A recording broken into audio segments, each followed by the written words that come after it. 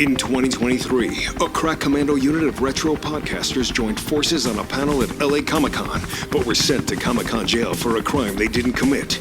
These men promptly escaped. Today, still wanted by 80s nerds, they are very easy to find. If you have an 80s nostalgia problem, if no one else can help, maybe you can hire the Night Boys.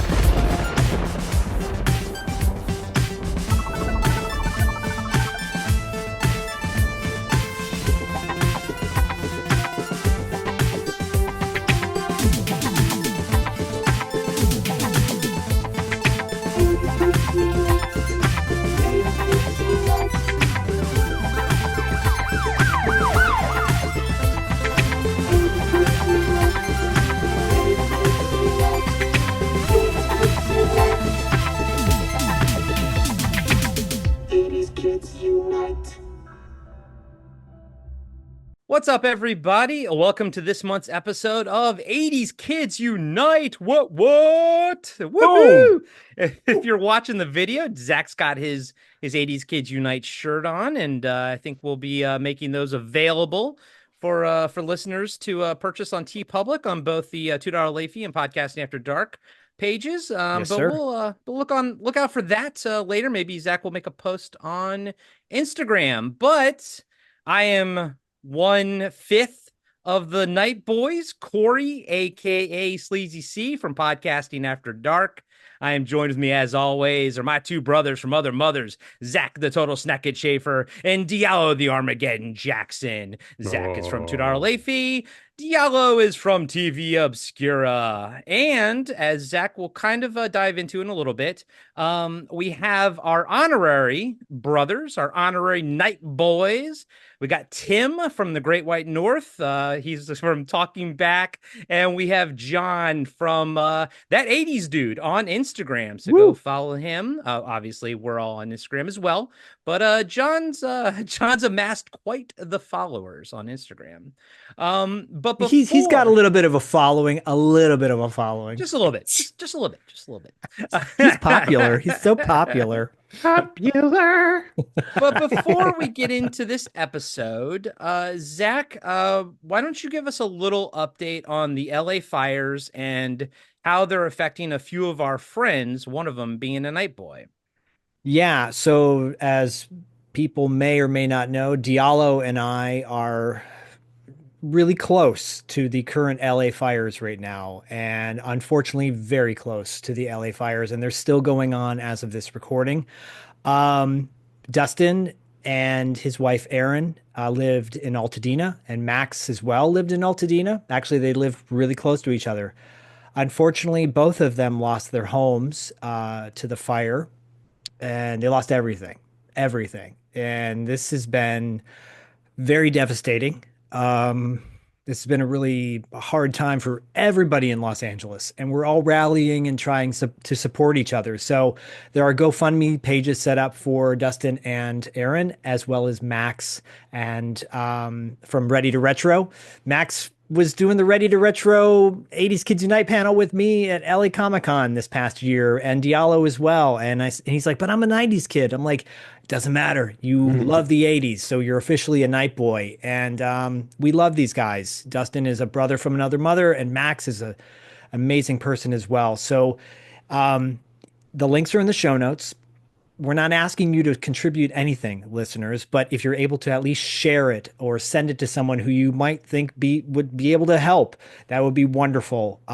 They literally have nothing. And talking to Dustin today, the process to get back to normality is insane, what everyone is going to have to do. And these next several years are going to be really hard for everyone struggling and suffering right now. So if you're able to help, spread the word, whatever, please do so. Dustin and Erin are living a couple doors down from me. If this was 90s Kids Unite, we call it 3 doors down, and all y'all could go, here without you, baby.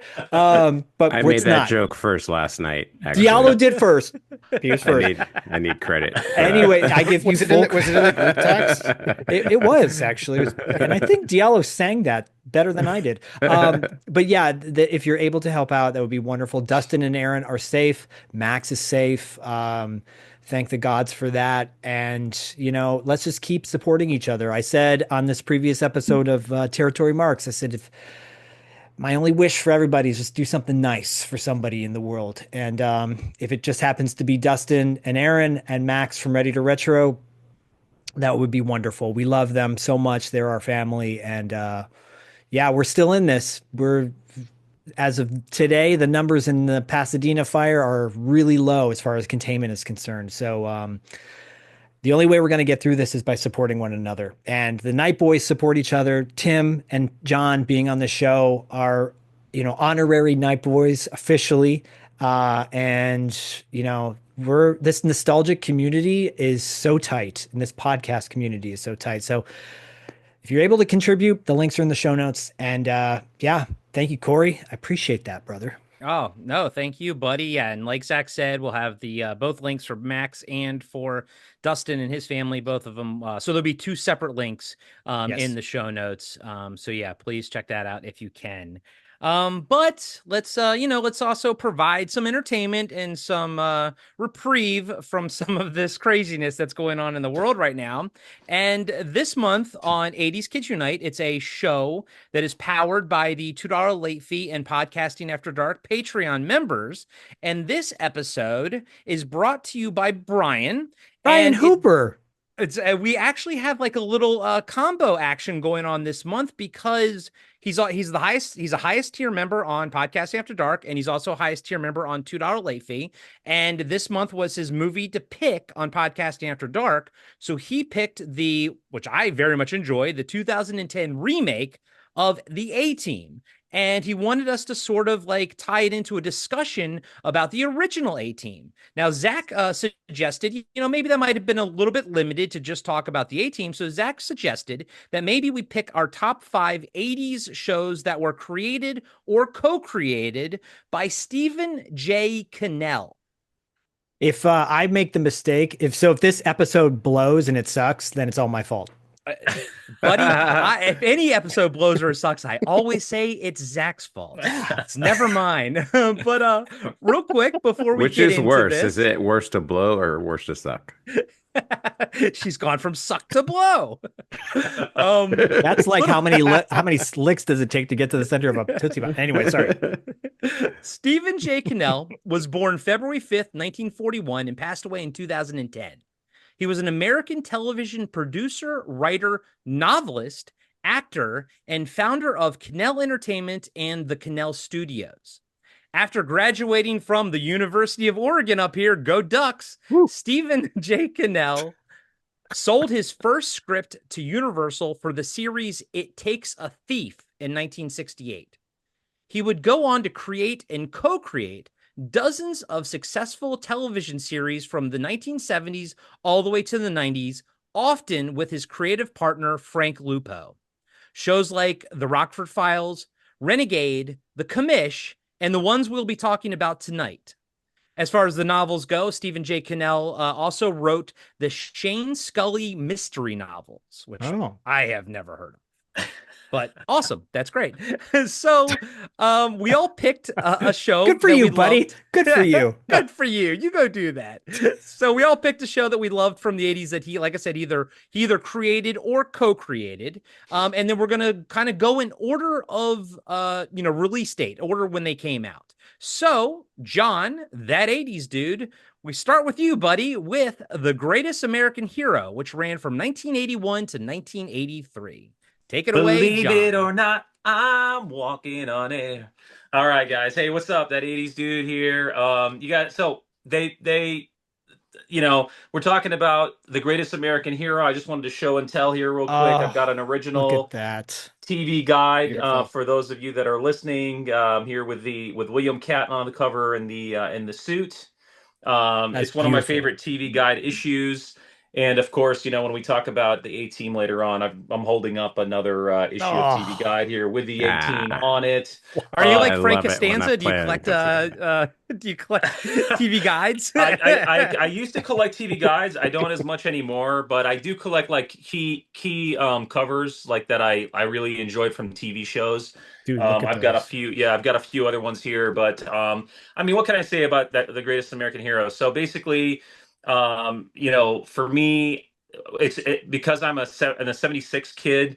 The show started in 81 and basically was like I'd been watching, the Incredible Hulk and stuff, and all the like the late 70s, superhero like $6 Million Man kind of stuff, and then William Cat comes on and as Ralph Hinckley.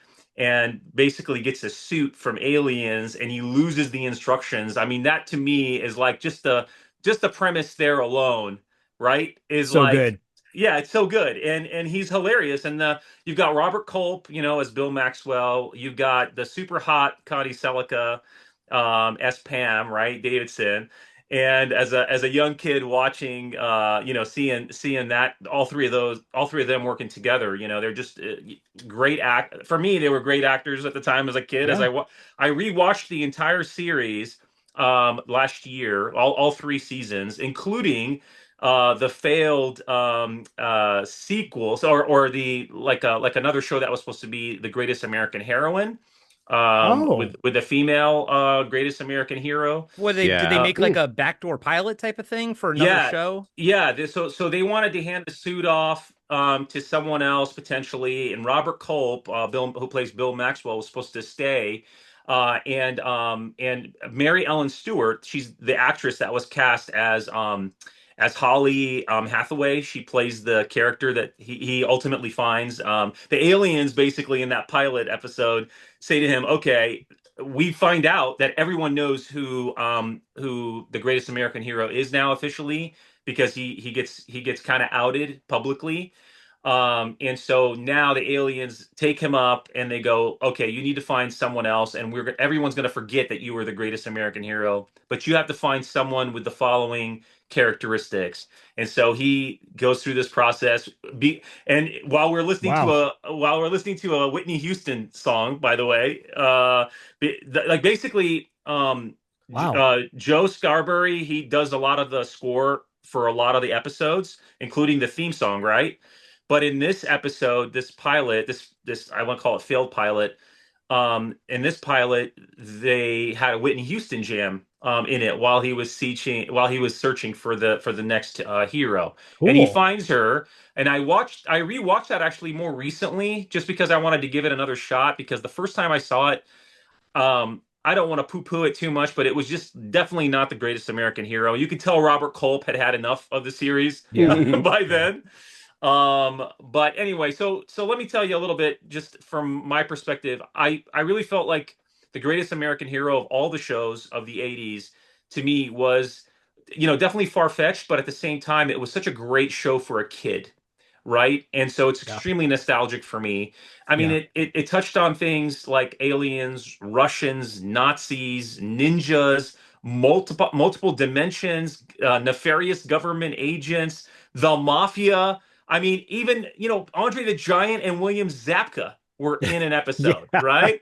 Yeah. And for those of you that want to know which Amazing. episode William Zabka was in, by the way, he played a geek, okay? And the episode's called Space Ranger, and it's season 3, episode 8, okay, if you guys want to know. Nice. Okay. All right. And yeah, so he's a geek with, like, wearing glasses just like mine, but he's got like tape in the middle, and Of they're course. working on this project. It's great. But anyway, so that's the show for me. I mean, it had a lot of great things in it. It had flight, super strength, invulnerability, invisibility, precognition. You're talking about telekinesis, X-ray vision. He could see things like if he touched them. I mean, it's everything you wanted to be able to do as a kid. And let me just say this: there's an episode, one of my favorite ones. It's called which one is it? I think it's called Dreams, where it's either Dreams or Operation Spoilsport, where he has actually mind control, and he can make anyone do whatever he thinks, right? But every time he uses it, he loses it, right? But there's a cool scene with him and Pam, where I'm just like thinking as a young kid and as an adult, I'm just like, just imagine what you could do with having mind control. But she's like making him sandwiches and stuff. I just think it'd be fun to have that power. Yeah, they made a movie Um, about that. It's called Zapped. yeah, that's right. That's right. Exactly. So I'll just tell you kind of real quick. My favorite episodes for me. The pilot episode I always love. It's a classic, right? I mean, when he first gets the suit and then he loses the instructions. by the way, he loses the instructions again in like the worst possible way down the line, right? If you guys remember.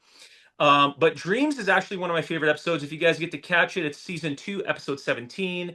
And basically in that episode, I love the theme because Ralph basically makes the decision to help the janitor of his school to realize a dream of selling his board game to this like board game company. And because he does that and the guy actually gets the thing bought and he becomes apparently very wealthy, all the other people in his life start to want to do things after finding out about it. And it's sort of like domino effect in a bad way for him. Another episode I really love, you guys got to check out. It's called The Newlywed Game, just because there's a bachelor and bachelorette party in there. It's just hilarious. Some of the stuff in that. And I'm trying to think another one I'd want. Also, I want to say the Hit Car, like the Mafia episodes are actually really good. There's the Hit Car, which is in season 1, episode 3, and then there's the guy. I don't want to spoil it for you, but one of the main guys comes back in another episode in Dreams. That's why I like Dreams too. It's in season 2, episode 17. He gets released from prison.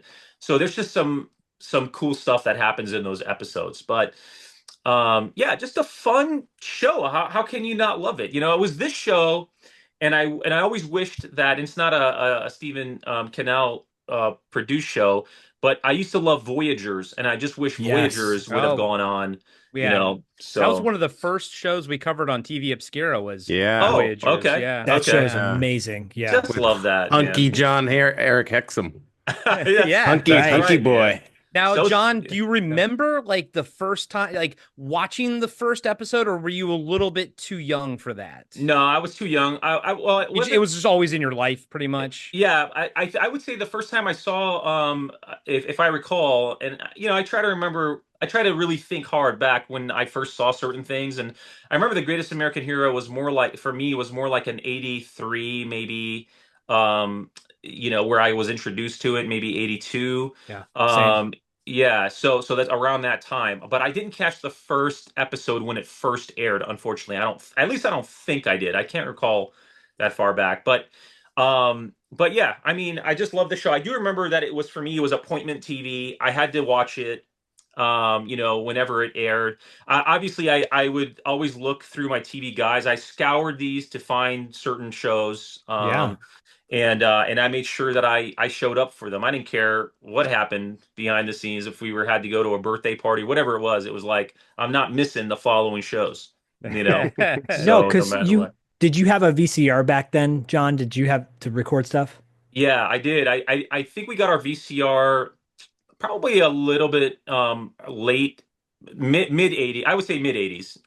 Okay. Right in the middle 80s, late, probably 84. Sometime around then, and the same thing with a TV. We had like a hand-me-down giant brown box with like the dials. It was I just remember that, and if you think of those photos that you find if you go to like Pinterest or Google them, and the kid sitting in front, and there's like really nothing else around. It's just shag carpet, a brown wall, and a brown TV.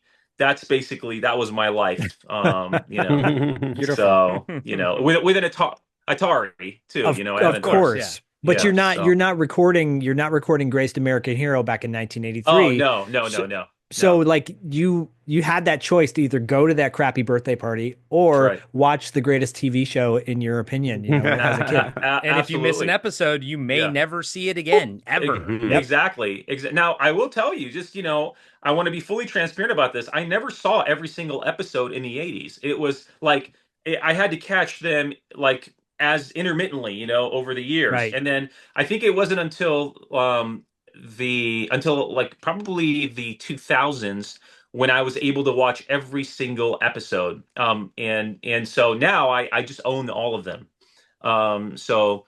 Which is, of course, we obviously support here on $2 Late Fee and Podcast After Dark. We are physical media fans. Physical media. I got all my TV Obscura TV shows on the bookshelf. I'll pop them out. I'll watch War of the Worlds. I'll watch Superman and all kinds of stuff, you know? Yeah. Gotta have that gotta have that physical media 100%. You do, because I found out today the A-Team is not streaming like anywhere. which was wild. But anyways, we'll get to that in a little bit. Yeah. John, I was born in 78, so I grew up with Greatest American Hero. I don't ever remember like watching it new, but I remember it just existing. Actually, a lot of these shows I kind of probably caught in reruns and stuff like that. Yeah. Maybe the latter ones I probably caught in real time. I'm sure I caught this in reruns, but I watched it all the time.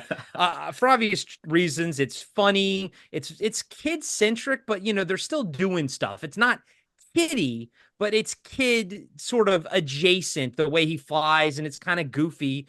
But for me, a little kid, I know you can't tell now, guys, but my hair at the age of like 5 looked like William Katt's, blonde, like bleach blonde, curly. And I remember all the old ladies, anytime we went anywhere, they were like, "Oh, can I touch your curls?" Oh, and I hated it as a kid, but I did relate to William Katt because I was like, "Oh, I have hair like that," and you don't see a lot of guys in the 80s that had their hair like that curly and poofed out. But I was like, "Oh, that kind of looks like me." And of course, the opening theme song is fantastic. Although we all have to admit, the one that George does in Seinfeld, the cover he does for his answer machine, is the best version. Believe it or not, George isn't at home. Leave a message at the beep. It's funny you say that. Every time I post something about the Greatest American Heroes, someone always has to drop that in the comments. They always do that. I want to say also, if you recall, in the early episodes, Michael Paré was in that, and he was that's my note. And I'm gonna throw it to Zach, but I want to throw it to him at the end because I want to know why Michael Paré has a Brooklyn accent when he's supposed to be living in SoCal. I know, man. Let me throw it to Tim. Tim, what is your experience with Greatest American Hero? Did it make it up to Canada? Oh, heck yeah, it did. Yeah. Did they call it the greatest North American hero? Greatest Canadian hero. No, they call it the greatest American heckin' good boy. That's right, yeah. We're happy to embrace our southern neighbors. We'll take the names that you put on your shows. We won't try to change them. I had an interesting experience just with this whole Stephen J. Cannell thing. I thought I was going to be the guy who was like, oh, cool, I saw the A-Team, but I don't know about any of these other shows. And it turned out that as I was going through all this stuff that he made and I was looking them up and I was looking at clips on YouTube, I'm like, oh, I've seen most of these. I just had forgotten about it. It's this hidden nostalgia in my brain that I had completely forgotten about. Right. Look, I'm a 78 baby like Corey is. There's too much stuff in the brain. I can't keep it all in there anymore. So I'm at the point where something comes in and something goes out. A lot of that 80s nostalgia has gone out, but I love finding it again. And yes, I mean, Greatest American Hero, I completely remembered that. As soon as the theme song kicked in, I was like, oh yeah, how can you not know this theme song? I think it's one of the top 5 television theme songs there ever was.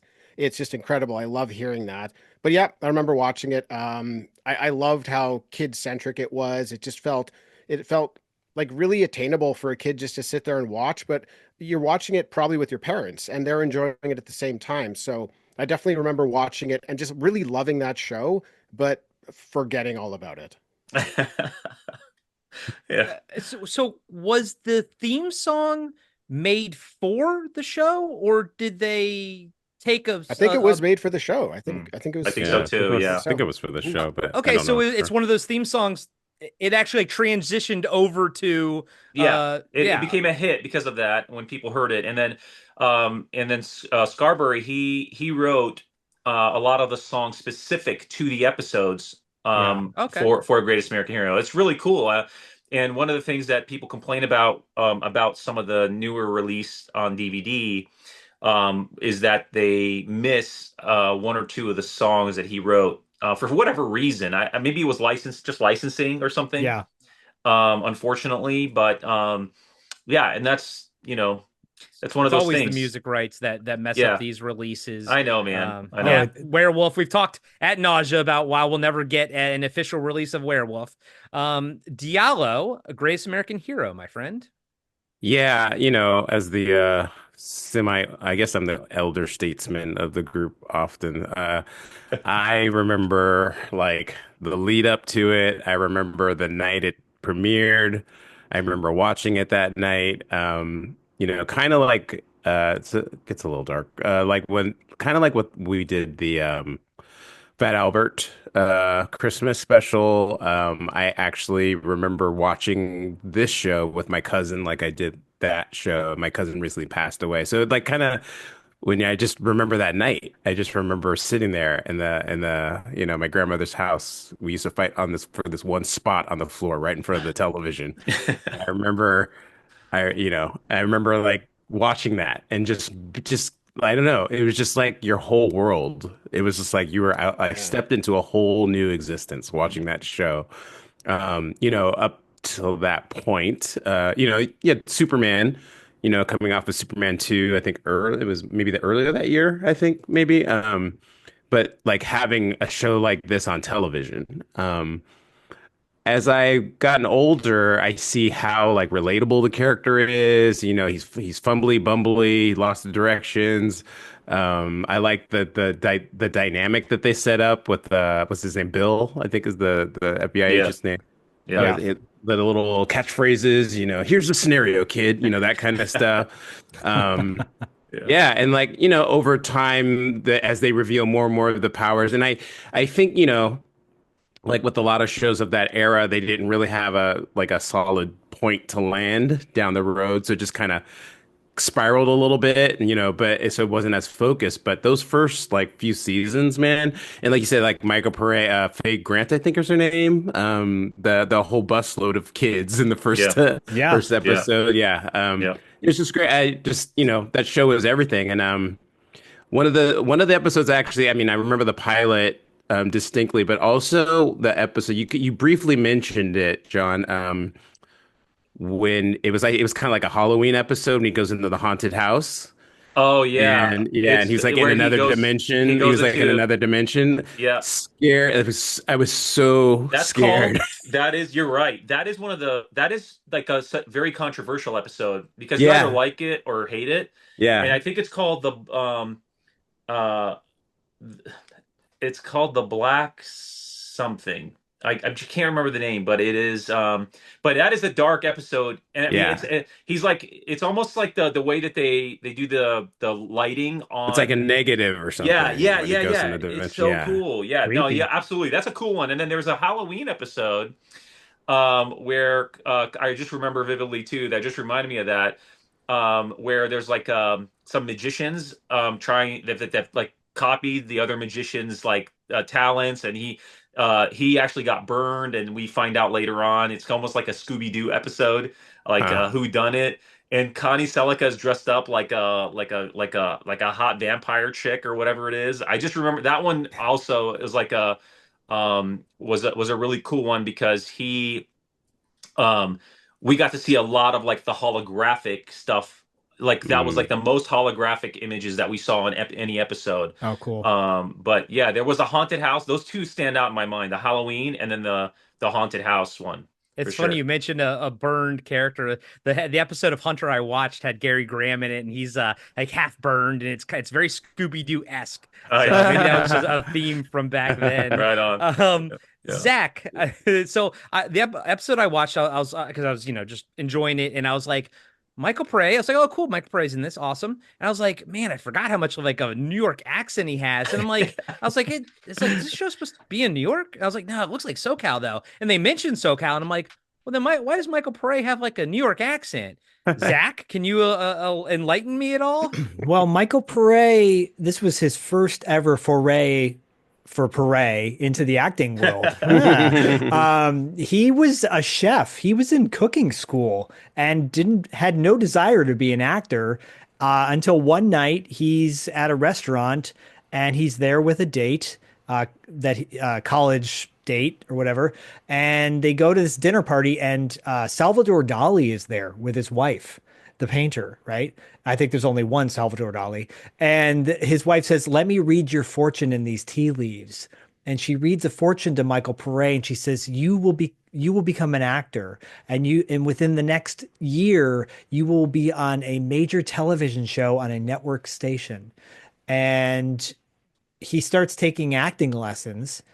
And I think he might have been dabbling with some acting lessons at the time. Anyways, he goes into an audition and books the role for Greatest American Hero, like soon after this reading that she does.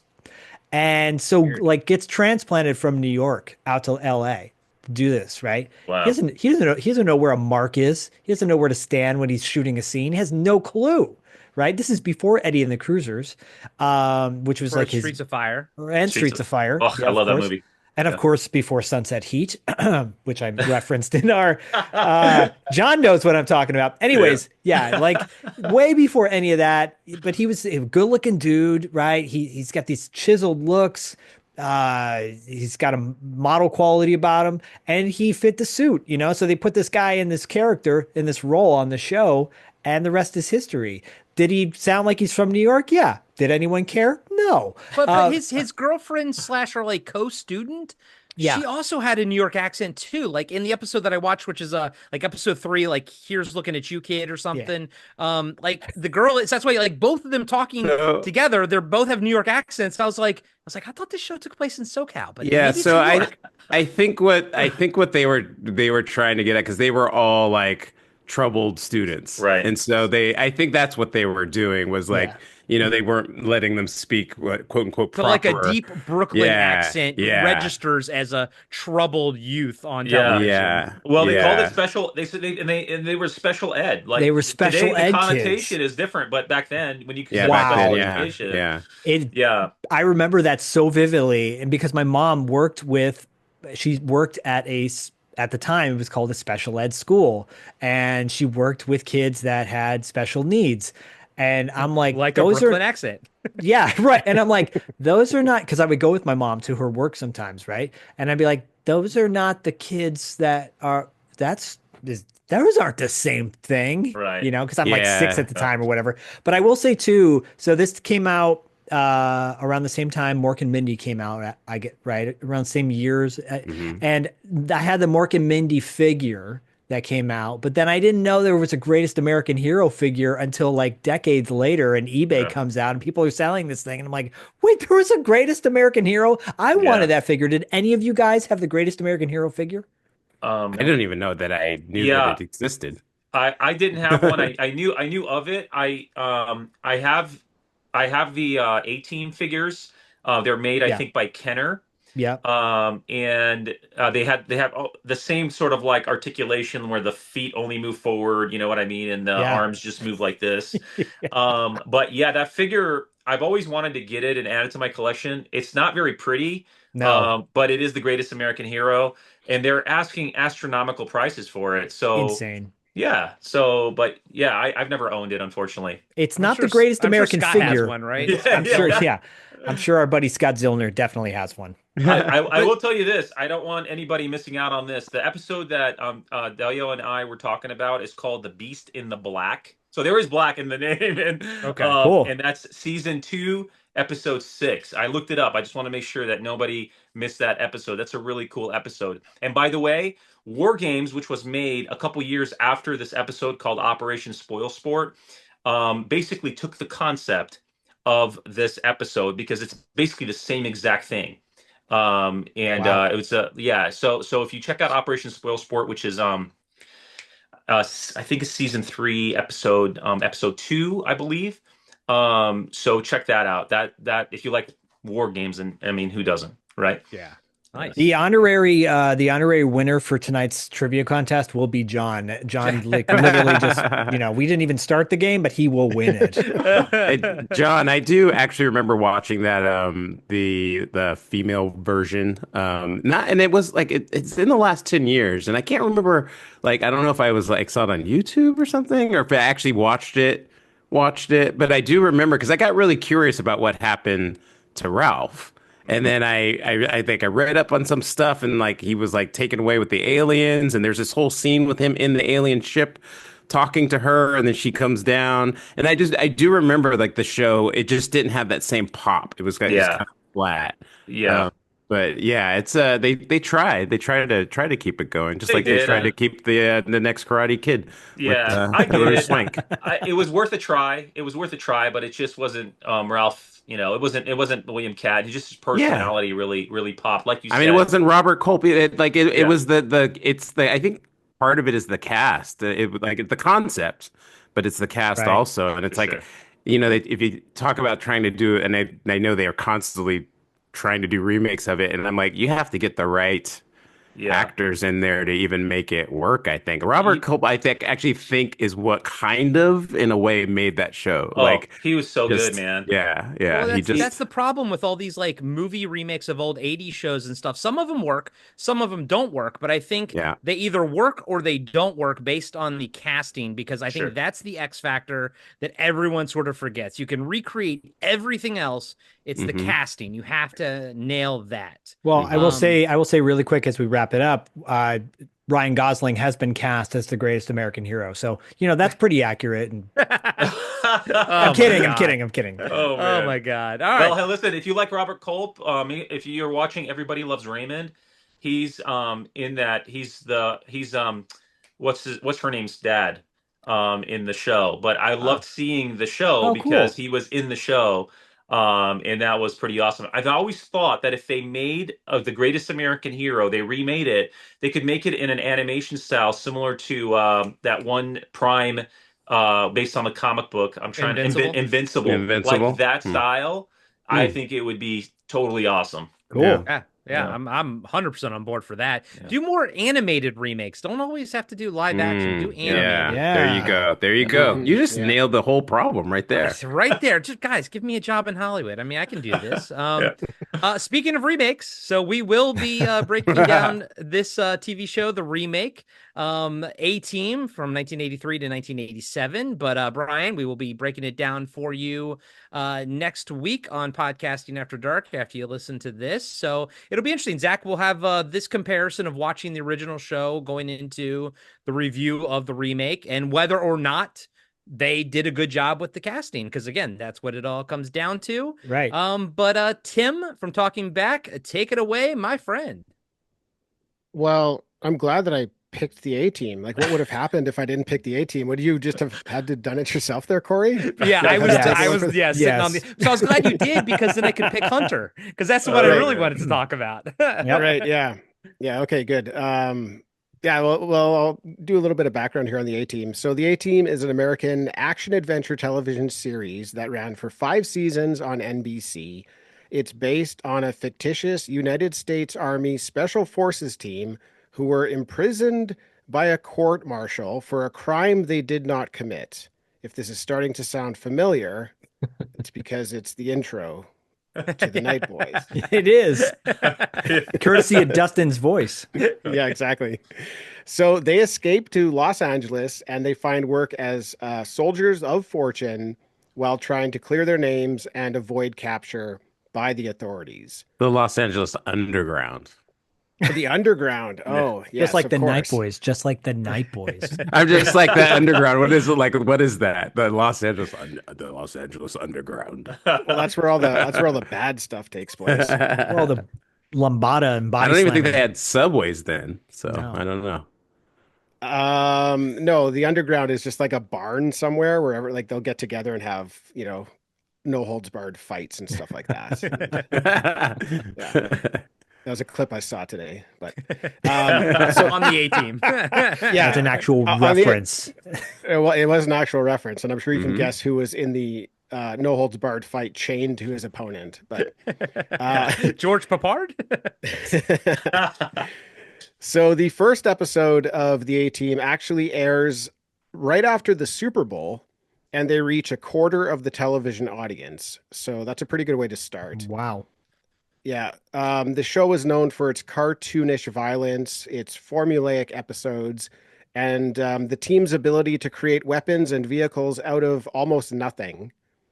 The show spawned all sorts of merchandising, including toys, video games, snacks, trading cards, books, stickers, comics, Viewmaster reels, and electric cars and train sets.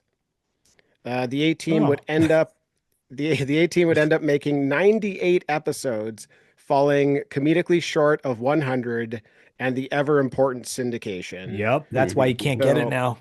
I yeah. think. So instead of that show remaining in popular culture throughout the years, it gets relegated to nostalgia. Right. So, yeah. So Tim, did you watch it in real time when it was happening?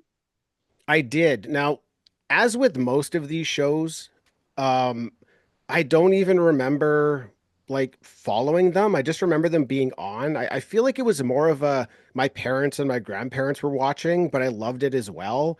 And then maybe if like I watched it with dad and he signed off on it, then I'd be allowed to watch it. But my parents were always up and down with you can watch this year, but you can't watch it the next year. They're always changing their rules. So I remember watching a lot of these at my grandparents' house, though. They just kind of, sat down after supper and they'd watch television and some of the stuff I liked, when like 9 and 10 o'clock came around, I had to go to the bedroom because there's, Dallas would come on and I don't want to be a part of that. Mash. Yeah, Mash. Yeah, I didn't understand Mash, and you get some more mature themes going on. But yeah, I definitely remember watching A-Team at the time. None of these shows did I like follow, but it was the type of thing that somebody was watching it, or if I was flipping through channels and I could find them, I would definitely tune in.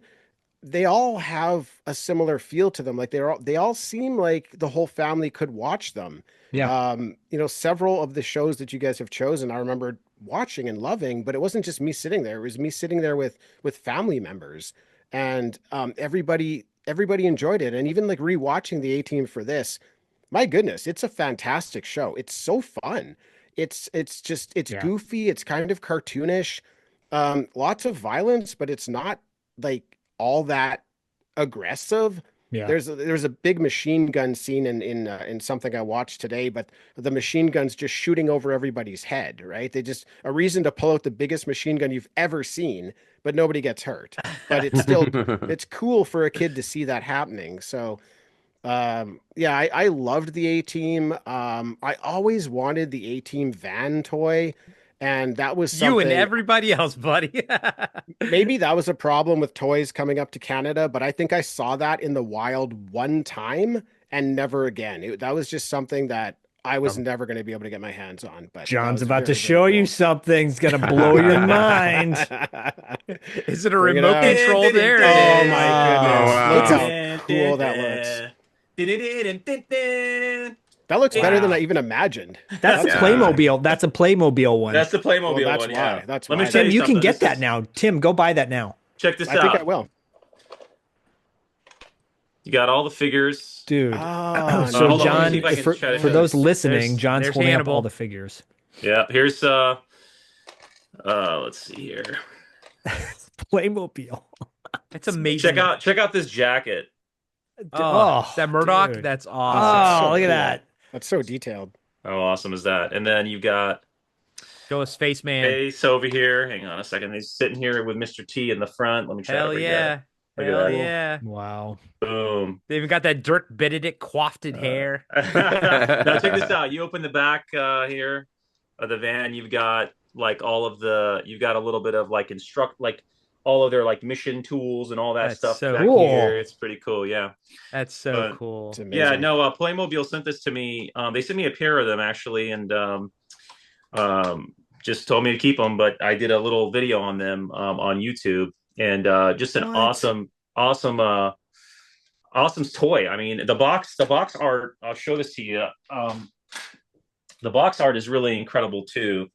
Take a Holy look cow. at this. Oh my Wow. goodness. Oh, wow. That's a kid's And- toy, and there's an explosion, and the whole thing. Yeah, and it's so badass. I mean, it's just a wonderful toy, and but the one that I'm trying to get right now my hands on, but I've just got so many things on my wish list is a Knight Rider one for Playmobil. yeah. So, Oh yeah, Mm. yeah. yeah. I But got my nephew the Ecto One Playmobil that came out probably about That what was 5 years very ago, cool, too. something like Yeah. that. Yeah, That's that thing's awesome. awesome. Oh man, A-Team for me. It was in a group of shows, this and Dukes of Hazzard, where like I think I was actually watching it in real time, I believe. Like I was aware of it, like sort of like it comes on at this time and everything. But I remember as a kid, the first time I ever got excited about a series finale, or I was aware of the hype for the series finale, was the A-Team. And I don't remember that episode, but I just remember being hyped for it and ready to watch it and all that kind of stuff. But yeah, it was such a good show. I watched an episode, today on Amazon Prime, where they have like a channel where it just plays 24 hours of A-Team, and it just kind of goes from episode to episode. And so I just caught like a random episode, I think from like season 3 or something. But like, first off, the show's great. Dirk Benedict as Faceman is fantastic. Murdoch, Tim, Lieutenant Barclay from Star Trek. I know, dude, incredible job. To bring that one up. I know. I didn't realize it until again watching it and like going through the details of the show. I'm like, holy shit! He's so great in Star Trek, and he's equally as great here. Just plays such a weird character, and I don't know if they mean for him to really be like crazy and out of his mind, or if that's just an act that he puts on, but he does such a great job at it. I mean, everybody does such a good job. I think one of the reasons this show works so well is not only the cast, but the characters that they decide for those people to be. So you've got like the leaders, like the old wise man, right? He's been there, he's seen it. Then you've got the handsome guy, you've got the guy who's a little bit quirky, then you've got the tough guy fighter. And it's just sort of something for everybody, to just there's something for everybody. It's just, I don't know, it kind of covers anybody who might want to be watching that show. Obviously not anybody, but there's such a nice range of things going on, and they each have their side stories, and you get to go to just a lot of different story places and story ideas and themes with those different characters. So I think it really works for that reason. Sounds like you're describing the Night Boys too, by the way. As a kid, I didn't quite understand it. It was almost like G.I. Joe, where they all have their specific task. And I knew his name was Face, but I didn't really understand it. But no, he's always the face of the con and everything. And I always loved how Hannibal wears gloves 24/7. As a kid, I thought his hands were maybe they were burned, but I think he's just trying not to leave a trace behind. So his fingers don't smell like cigars all the time. Yeah, right. That's actually I love it when a plan comes together. For sure. But I will say before I hand this off to John, I will say that there is a van. It's not the same A-Team van, but it's like a baby blue van, but it does have a painted picture of Mr. T riding a unicorn, and it says, "I pity the fool that doesn't follow their dreams." And I was like, you know what? I've tried to take a picture of it multiple times as I drive past it. John, what's your remembrance of A-Team? What's your nostalgia for A-Team? Hey, listen, when we were talking about this, I really wanted the A-Team. I want to talk about the A-Team initially, and Zach's like, too bad you got to do the Greatest American Hero, but I love the Greatest. I was like, those are the two.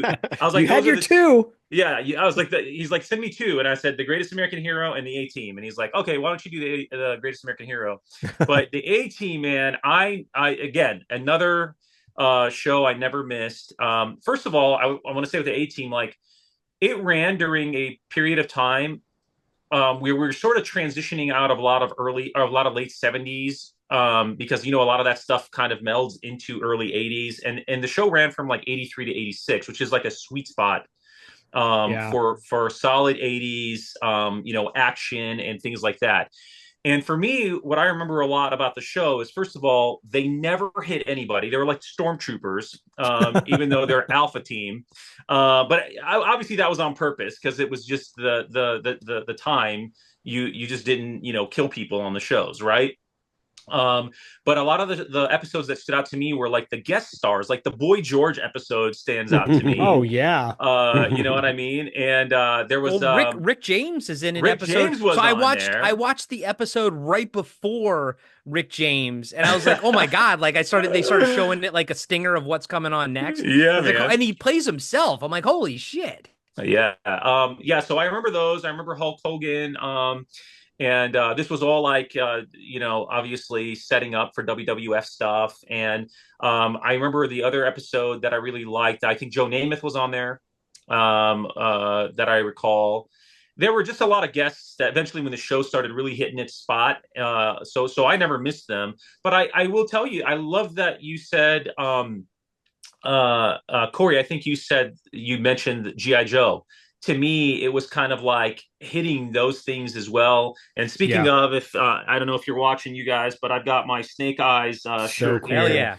And just kind of standing up and showing that off. But I didn't have an A-Team shirt, so I had to wear my Snake Eyes shirt. Close enough. It's close. It's close enough. I mean, I saw a lot of Uzis on the A-Team. So. Oh yeah, that's right. That's right. Yeah, but the show is just it's phenomenal, man. I loved it, and I'm a huge fan of Mr. T. I pity the fool, man. I grew up. That's the one.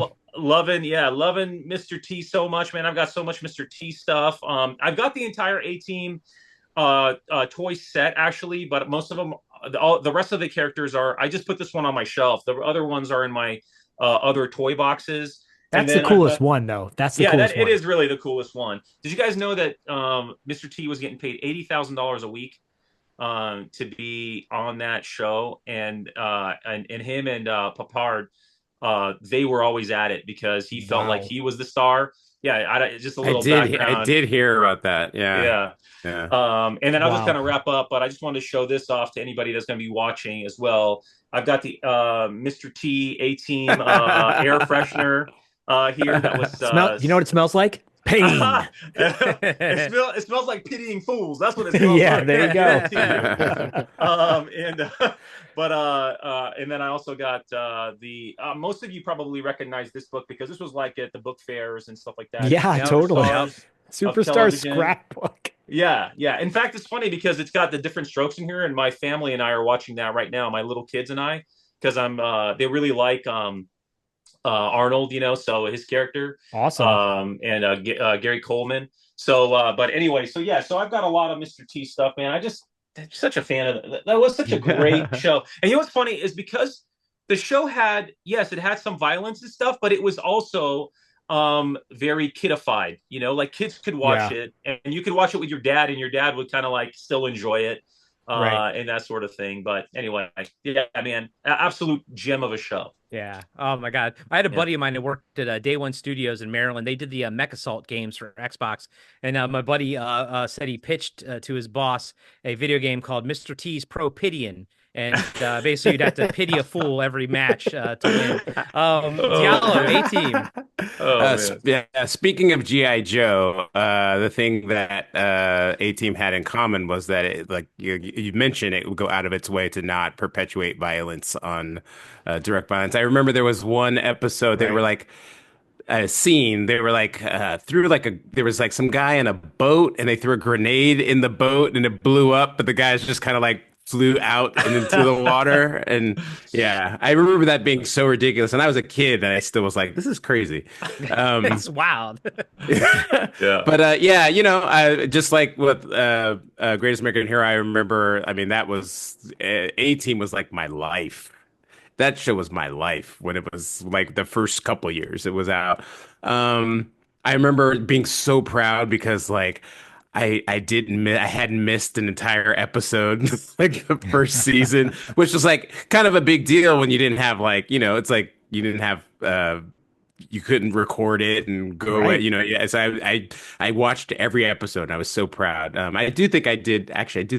was an episode I did record where they were like it was like Murdoch was like trying to fly a plane. It was like a big cargo plane or something, and it was like in a crash, and like it was like and he was like, "Well, Lady Luck is your co-pilot" or something at the end. Oh my God, I remember that.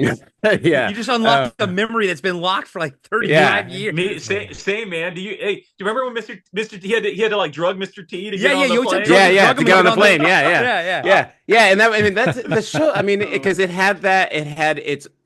created its own tropes, right? Like they always had to get Murdoch out of the mental hospital. They always had to, like try to like drug Mr. T or he wouldn't fly in planes. They all had like they were so dynamic, and it was so great. And plus, coming off of like at that time my kind of segment of the generation, we all recognized Dirk Benedict from Battlestar Galactica being Starbuck, and so him being Face, he was basically Starbuck in present day, and they always had the little nod at the beginning when it's coming on, when he's like looks at the Cylon when they're at Universal Studios. Oh yeah. Yeah, it was just I think like including that the kind of like POV character, like was it Amy? I think her name was in the first season. The reporter. And yeah, kind of like it gave the story access to like exploring all these different scenarios as if they were new, even though these characters like had been going through it all the time. And then I think it was the last season when they actually kind of like teamed up with the military and they were being sent on missions, and that's when the show kind of was like dead. Which kind of funny because I think Prison Break ended up doing the same thing in its last season. Yeah. But yeah, I don't know. Like, yeah, A-Team was just it was everything. It was great. I actually, and I like the movie too that they made. So, but you guys are going to cover that on your podcast. But I give it 4 Hannibal cigars out of 5. Yeah, That's four great. plans coming together out of 5. Yeah. It's not bad. I like how you Zach? mentioned Battlestar Galactica, because all I remember from that show was Aaron Gray. And Or No, that you're was thinking Buck Rogers. Oh, Buck, That was oh, Buck yeah, Rogers. that's- oh, Yeah. yeah, Buck But Rogers. speaking I of got the Buck wrong show. Rogers, he married Connie Selica from Greatest American Oh, that's Hero. right. Look at you. Yeah, Look at yeah. you. I was so because all those shows were like my shows, and it was like all those connections, and it was so great. Awesome. So I had the figures like you did, John, and I was always disappointed because they had big smiles on their faces, and I'm like, they're supposed to be badasses, they're supposed to be tough, and they're all smiling. Like, what? The only one that's not smiling is Mr. T, and then those, but they still came with so many accessories and tools, like a bunch of little black plastic things, like bolt cutters and wrenches and a toolbox and all sorts of things, right? And then the 3 3/4 ones come out, and I'm like, oh, I want to get that. That's pocket size. I can put them in my pocket and take it to school. But they're like dressed in military outfits, and I'm like, but wait, where's the original outfits from the show, which they didn't have, which bummed me out. But I was obviously a big mark for face. I love Dirk Benedict. He later was in a movie called Body Slam, and I'm like, oh, it's the connection between my favorite episode of the A-Team and it's got Dirk Benedict. Body Slam being my favorite episode because it's a wrestling episode. Like I think you mentioned it, John. It's got Ricky the Dragon Steamboat in it, and Mean Gene Okerlund and Bobby Heenan and Rick McGraw, which is really funny. It's like, who's Rick McGraw? Look him up, guys. He's an old school wrestler. I love the show. I think there was a Marvel comic or a DC comic that came out for a minute as well. Yeah, I think so. Yeah. I think a series or something. Yeah. Yeah, I think nowadays I might have 1 or 2 figures in hiding, but I've got the Matchbox A-Team van, and that's how I introduced A-Team to Bodhi. But you guys brought up G.I. Joe a couple times. Look at that. Look at that storybook right there. Oh, wow. Amazing. John's holding up a A-Team storybook for those that are listening. Check out That looks like the same artist that did all the old He-Man right. illustrations. right? Yeah, totally. Larry there's Hama, you mean? Oh no, Jordan. No, like Nolan they were like Nolan. They were like painted kind of. Yeah, Yeah, you know which ones painted. I'm talking about, right? Yeah. So this one Oh, says yeah, this is copyright. It's cool. It says copyright 1983 by Stephen J. Cannell Productions. Nice. A trademark of Stephen J. Cannell. Cool. And I'm trying to see if who the artist is here. In 1972, a crack commando unit. Yeah, this it's just introduces here. It That's says so awesome.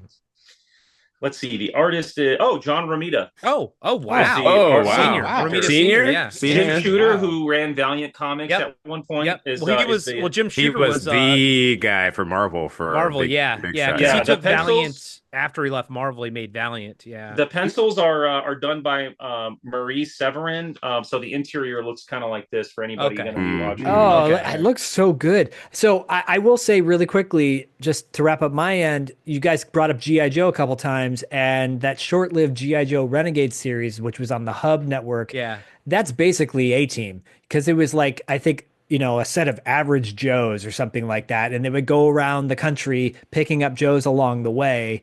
That's how they introduced the new Joes. But they were like a ragtag group of like 4 or 5, right?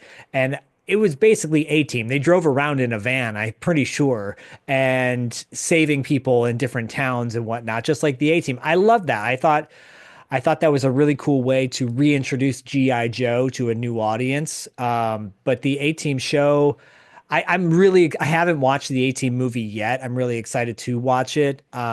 Mostly because Charlotte Copley can live rent free in my mind all day long. He's that guy. Why is that guy not doing more stuff? Because he's amazing. But I love the A-Team.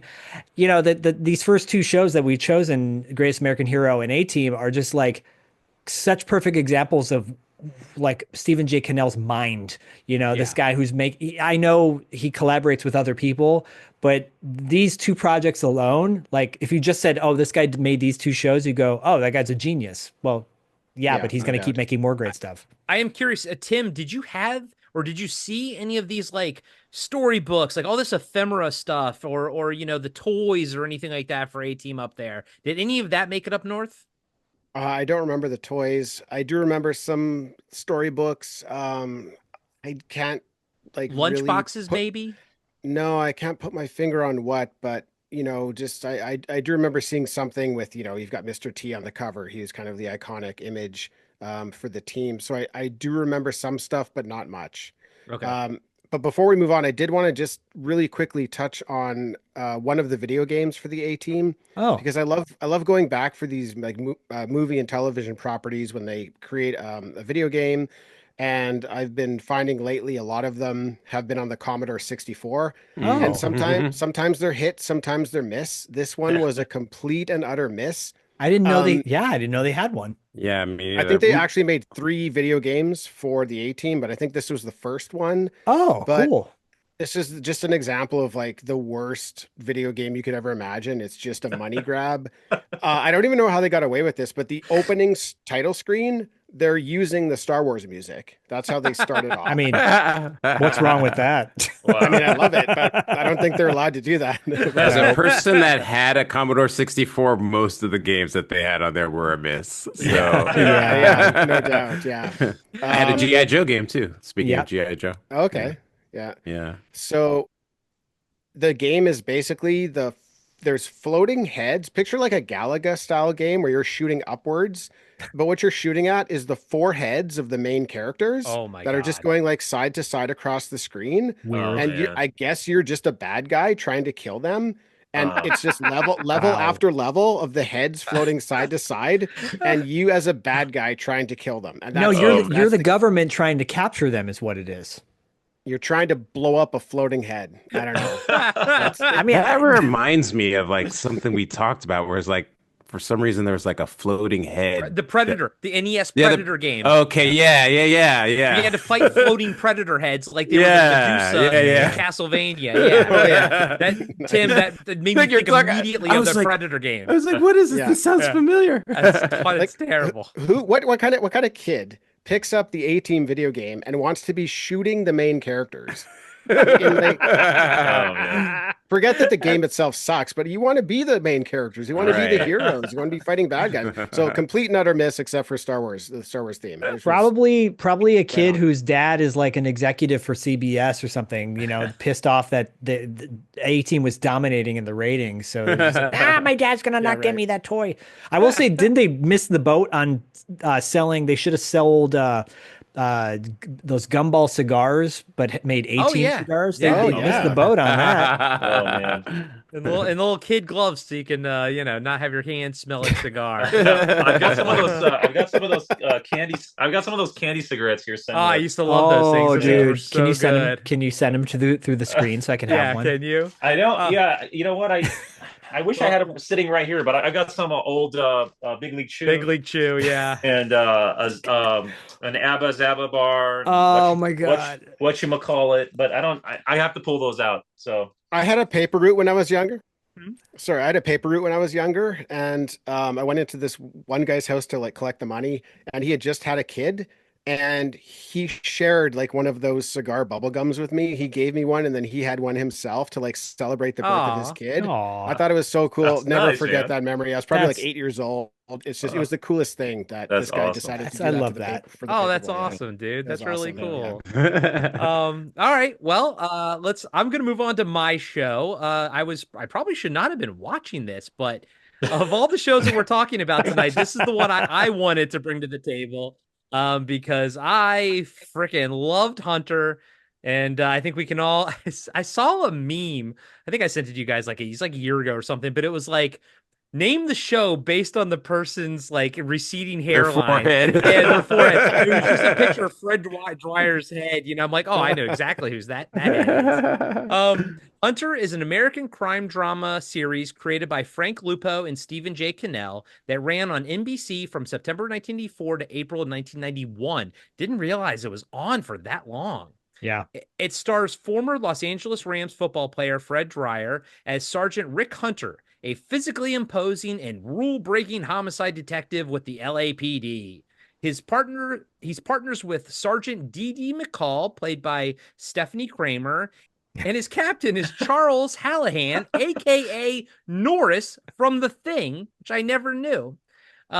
Basically, in a nutshell, this show is the serious version of Sledgehammer. It's so it's such a very typical police drama show. You know, I watched a couple episodes prepping for this. I mean, Fred Dwyer and you know, what's her name, Stephanie Hunter, like they still have great chemistry. Like I absolutely loved the show. And watching it now, I think it holds up really, really well. But like on paper, I couldn't tell you like how this is different from any other, you know, police, you know, crime drama show from the 80s. They're all exactly the same. It hits all the same beats. But what this has is these particular actors, and they fill out these roles. And I still think, you know, freaking Hunter is cool as hell. And every episode that I watched was awesome. But the one episode that I did watch with Gary Graham, who I will always love, Gary Graham, freaking Robot Jocks, Alien Nation, the TV series. Yeah, Great rest in dude. peace, that dude. Yeah, big rips to him. But yeah, I probably watched this with my dad because my dad was a police officer in the early 80s. But I think he left when I was like 5 or something. But as a kid, I was always like, oh, my dad was a cop. Like, how cool is that? Then he became a used car dealer and, you know, not quite as cool. But he did take me to see Aliens in the theaters. That was cool. But I think I watched this with him a lot, and I think I just caught it on TV here and there, but it's lived rent-free in my head ever since because I fucking loved Hunter as a kid. Tim, do you have any experience with Hunter? Hunter is probably the one I watched the most out of all his shows. I was not expecting that. Wow. I was not expecting that either. Yeah, Tim's like, I wasn't expecting that. yeah. Actually, I should say, except for Booker, which I didn't even remember I watched, but then looking up all his shows, I saw Booker and I saw Richard Grieco, and I was like, oh my goodness. I tuned in every week for that. That was my favorite show. Same. In the city tonight. That's 90s though. Yeah, maybe we'll do a follow-up, a 90s one, because there are a lot of 90s Stephen J. Cannell stuff. Didn't want to pick that one. We needed to get the A-team in here, so I did the A-team. But thank you for taking Hunter one for the team. Yeah, no worries. Hunter, I loved it. Yeah, again, I don't remember like what the situation was that I was sitting down to watch these, but I remember Hunter being the one that I had some amount of access to be in charge of. I remember actually like being able to remember when it was on and sit down and watch them. So again, I can't tell you a whole lot about it. I mean, Stephanie, yeah, that's maybe why I was like hardcore tuning in every week. But DD, Corey, I would ask you though, since you've just recently watched it, like with a lot of these Cannell shows, you know, we've talked about how they're kid friendly, they're family friendly.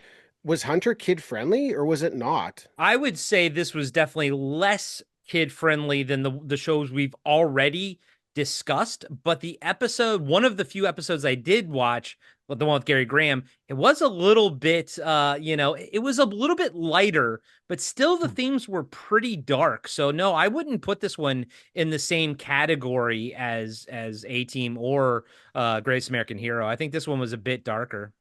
So maybe I wasn't catching on to those darker themes. Maybe I was just kind of like interested in the cop show. But I do remember loving it. I watched it as much as I could. And yeah, I was a huge fan of Hunter. Yeah. Well, Tim, to your point, Diallo and Zach, we talked about that. We're like we mentioned it briefly on an episode of TV Obscura where we all kind of like talked about the fact that we all watched Kate and Allie when we were younger. A show about two divorced moms, living in the city, and for some reason we all watched it. And Tim, you're nodding your head, so I think you watched it too. I watched it too. John, I'm assuming you watched it. Yeah. So it's Things are looking fine.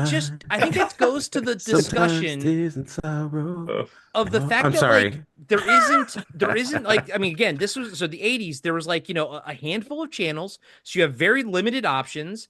And it's not like today where you have 1,000 streaming services, 1,000 TV stations, content out the ass. Here, it's like, it was either we watched Kate and Allie or we watched something lesser, or a lot of times we watched what our parents were watching. But because of that, I have nostalgia for Kate and Allie now. Sure. And Tim, like you're saying, like, I don't know who would have popped me down in front of Hunter to watch Hunter. But as a kid, I loved it. And as an adult, I'm like, oh yeah, I used to love Hunter. That show was great. And gotta say, still holds up. Diallo. Sorry. Just one more thing. When I'm a kid, I have 3 siblings, I have 2 parents, and we have one 13-inch TV. So everybody has to get their shows in, right? Yeah.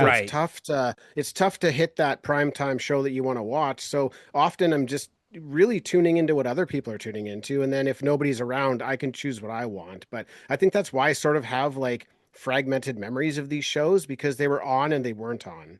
It's whatever your parents were watching or everyone kind of agreed to watch, type of thing. Which is why these shows like A-Team, where the adults can be entertained, the kids can be entertained. It's like you try to make these shows that would hit every demographic all at once, and it was like sort of necessity. Whereas nowadays you can be much more niche about what you're, what you're producing story wise. But Diallo, Hunter, was this one in your rotation as well? Before I talk about that, I need to finish the song. Sometimes tears and sorrow are all the things you got. Just when you think you're all by yourself, you're not. It was like playing in my head the whole time you're talking. I was like, we got to cover Kate and Allie on TV Obscura. I have to get this out.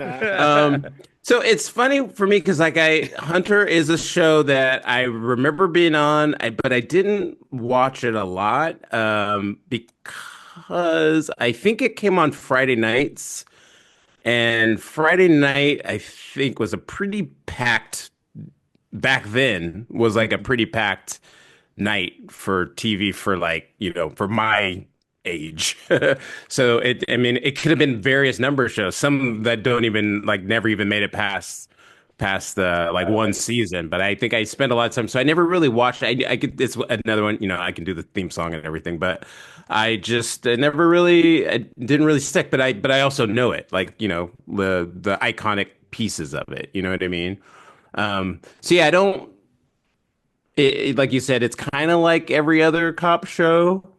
On paper, 100%, like every other freaking cop show out there. Yeah, I think like for the sensibilities that I kind of go for, I think it was a little too earnest or something. Like I needed a little bit earnest?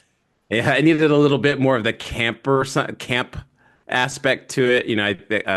Matt Houston. We did that on TV. Oh yeah, we did. Matt Houston, I needed that kind of element. It was a little bit too grounded, and that this is sacrilege, but that's also kind of like I didn't watch Miami Vice, kind of partly for the same reason, because it didn't pull me in.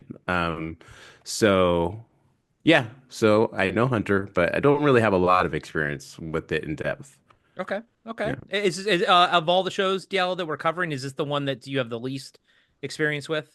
Yeah, it's the one I have the least experience. Well, no, actually, my show kind of it might be on the same level, but okay. I actually liked my show. It just kind of did. Well, I'll talk about it, but Hunter was just like, it's like I watched it from time to time, but it never really sparked me. You know what I Okay. mean? But it was Yeah. also super common. Like I knew all about it. You know what I mean? But it wasn't anything that I like. It was like must see TV. I had to sit down and watch every And I weekend. think they rebooted it in the late 90s or something. And Yeah. Yeah. Well, they had like made for without TV Stephanie movies. Kramer. Yeah, Yeah. in the early 2000s or late 90s, early 2000s, they did a lot of like TV movies of shows. Like they did some Bionic Man and Hunter.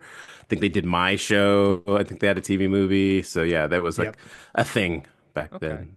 Okay. John, can you bring out your Fred Dryer toy action figure TV guide cover? What you got for Hunter, buddy? What you got? You have a Stephanie Kramer Playboy episode. Does that exist? Dell, is that a real thing? I don't know. I just got canceled. I don't know. I just made that up.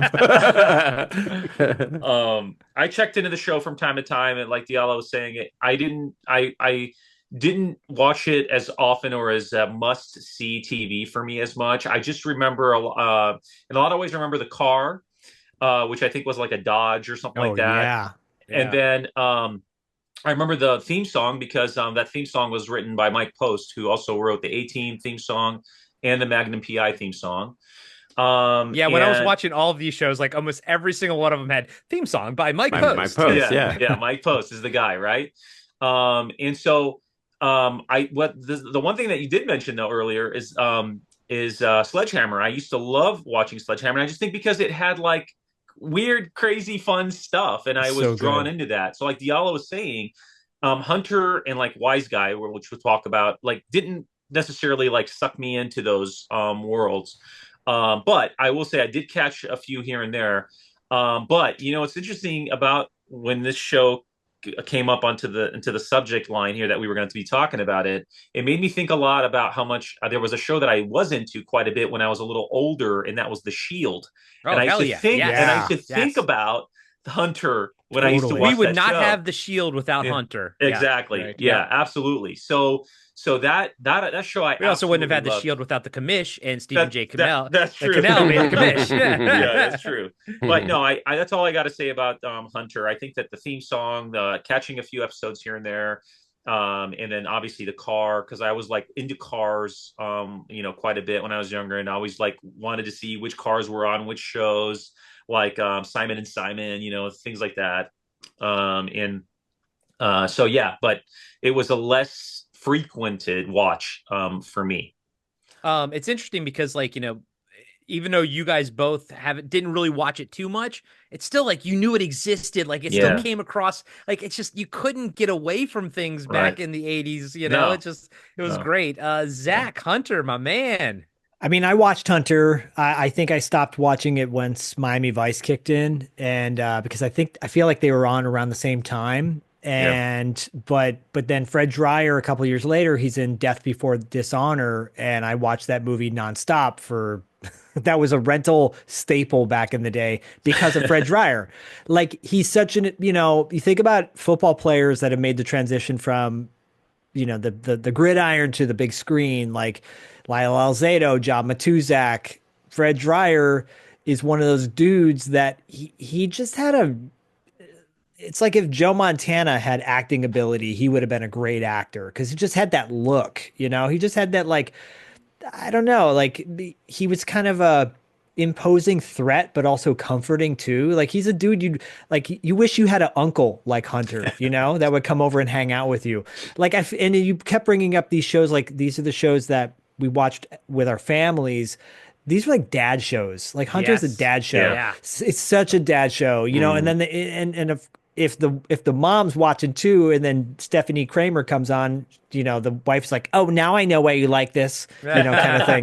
But there was but it's formulaic, but I like formulaic at times. And that theme song will always live, as you guys say, rent free in my mind forever. Like the minute I hear that, barrel, I know exactly what's going to kick in. Synthesizer, like hard driving kind of. Right. And sometimes a mediocre show can be elevated by a kick-ass theme song. And is this mediocre? No. But is it formulaic? Yes. Do I have a problem with it? No. No, That's it. Yeah. Cool. Good story. Good point. Good point. Cool story, brah. Cool story, bro. All right, moving on. Diallo. This is the one show that I didn't watch as a kid, and I watched an episode, and I was like, "Holy shit!" It blew me away. And we're talking about Wise Guy, and it was on from 1987 to 1990. Mike posted the theme song for it too, I think. I believe so. He also did. I always know Mike posts as the guy that did the theme song for Quantum Leap, which is one of my all-time favorites. I mean, I'll keep going. Yeah. You could listen to anything. But anyways, Wise Guy. So Wise Guy was it's a strange kind of show. First of all, this is not my first pick. My first pick was Silk Stockings, and then I was brought down to earth because it came out in the 90s, and I was so disappointed because I loved On the cusp that show. 1991. Did love that so show much. Yeah. Yep. You could have gone Riptide. You could have gone Riptide. Yeah, but I wanted that deserves a separate episode. That deserves its own thing. Well, can we do a TV Obscure with Riptide and Silk Stockings? Is that an appropriate merger of a TV Obscure? Okay, all right, fine. Stockings, Silk Stocking belongs with like Miami Vice and like something else. I don't know. Yeah. Anyways, but anyways, no. This show though, this was like, it's kind of weird because when it first came on, I didn't really like it. Like it was in that Hunter kind of area that John was kind of say, like but at this time, I was like kind of transitioning into like my later teenage years and then on my way to college. And I actually remember what actually made me watch the show for the first time was this guy I knew my freshman year in college named Kevin. He was just like, yeah, like Vinny's the man. Wise Guy. He was so hyped about the show, and it had been on for a few years by then. And then I remember sitting down and watching it with him, and I was like blown away. I was like, this show is so like, it's so good. Yeah. And then I went back and like watched as much as I could of it, but I was in college. It was just hard to watch TV back then. But I watched it spottily, but I remember just really liking what I watched. And I hadn't really thought about it in all these years. But then when I realized it was a Stephen J. Cannell show, I was like, oh, yeah, I definitely got to do that. Because, like, it's one of those shows that I think it burned very bright. And it was really good for, like, a really short amount of time, but for a second, like at Ken Wall and my man that ended up, what's his name, Jonathan Banks, that went on to play Mike on Breaking Bad. Jim Burns, who was like he actually ended. I didn't realize this, but he actually ended up playing his character Joe on Highlander. Played one of the Watchers. But yeah, it was like, I think it was one of the first really, and I think it was one of the first really like in-depth dramas that had like a recurring story arc. And I think it actually, like, for network TV kind of created that concept. So yeah, it's just like, it's really good. And also it appeals to me too, because I don't particularly celebrate, I like some like mafia like movies and shows. I don't particularly like them. I kind of like, it's kind of like they are celebrating like crime or whatever. But like, I like Wise Guy because like he's in there trying to take these things down. And it's, I mean, in a way, it's like, I don't know, it's like Quantum Leaper or some of these other shows where it's like or A-Team or whatever. Like he's kind of like going along the way and kind of trying to like take down specific things, but it's just very grounded and very like crime driven. So he's like he's like for someone who, like, again, I only have like one episode experience with this show, so he's like a deep cover agent. Yeah, like deep undercover. Yeah. But, so the episodes that I watched, I mean, my God, it had Tim Curry, Debbie Harry, Paul McCrane, who is Emil from RoboCop, Paul Winfield from Wrath of Khan and Terminator. But he was kind of infiltrating the music scene in that episode that I watched. Is he always infiltrating music, or is it other things? No, so it had like broader arcs. The first arc was like a more traditional crime like family he was taking down. But yeah, it starts off with him he's so deep undercover that like he like had to play this role in like real life, and like his whole like the real people he knew like thought he had turned down, and he went to prison for 18 months, and like that, and then he gets out, and that it was all a part of his cover. And so, and then he gets out, and he just like immediately gets thrown into like trying to take down these crime families. There's like an organization that federal organization that he works for, that's a task force for. But then I think the last season he ends up like the actor Ken Wall leaves, and he gets replaced by another actor, and that's when the show really kind of like went astray. And he came back for a TV movie mid-90s. But yeah, it's like it's one of those shows like again like when we do TV Obscure and I watch this, I'm like, oh man, this would be so good if they put it on TV now. But I don't know, there's something about Ken Wall that I don't know that you could recreate. You'd have to like get the right actor to actually pull it off. But yeah, it's just like that. I don't know. There's just something really compelling about it. The cinematography, like the mood, the tone. It's just so compelling. Even now, like I was so excited just like watching it, catching up on it. I was like, oh man, I gotta rewatch the show. So yeah, I mean, yeah, I watched like one episode. It was like I think it was the episode like after Debbie Harry was gone. I think it was like her arc was done, but Tim Curry was the villain, and I'm like, and there's like there's an interracial relationship in it. And then Paul McCrane, Emil from RoboCop, before he melts, he's like married. ER. Like he was in ER too. Yeah. He was like, I guess he's like supposed to be like in his maybe late 20s, early 30s, but on the show he's married to like a high school girl, so he has to like go into school when she gets in trouble, but he's married to her, and I'm like, this show is like edgy as it was edgy. I was like, holy shit! Like I'm taking all these themes in and all these because I'm like watching like episode 6 or 7 of season 1, but like I'm like I'm already into it. I'm like, oh my god. Like I had no idea. I don't even barely remember like seeing ads for this show. But I'm watching it this one episode. I'm like, this is fucking crazy. And everyone's performances were great. I was watching the TV movie, and there was like I mean, this was like mid 90s, but there was a kind of like a higher up guy. He was like kind of sleazy FBI type that was overseeing everything. And he like, I think he was like just hooking up with dudes and women, I think. But like, it was so like for TV, like in the mid 90s, like Ellen got her show canceled after this, right? Like I don't, you know what I mean? It's from what I saw, very I was impressed. Yeah. Tim, any experience with Wise Guy? No. No. And I hated it. Moving on. Unfortunately, no. It sounds great. Maybe from some of the themes you guys have been talking about, this is one that probably would have got shut down pretty quick by my parents.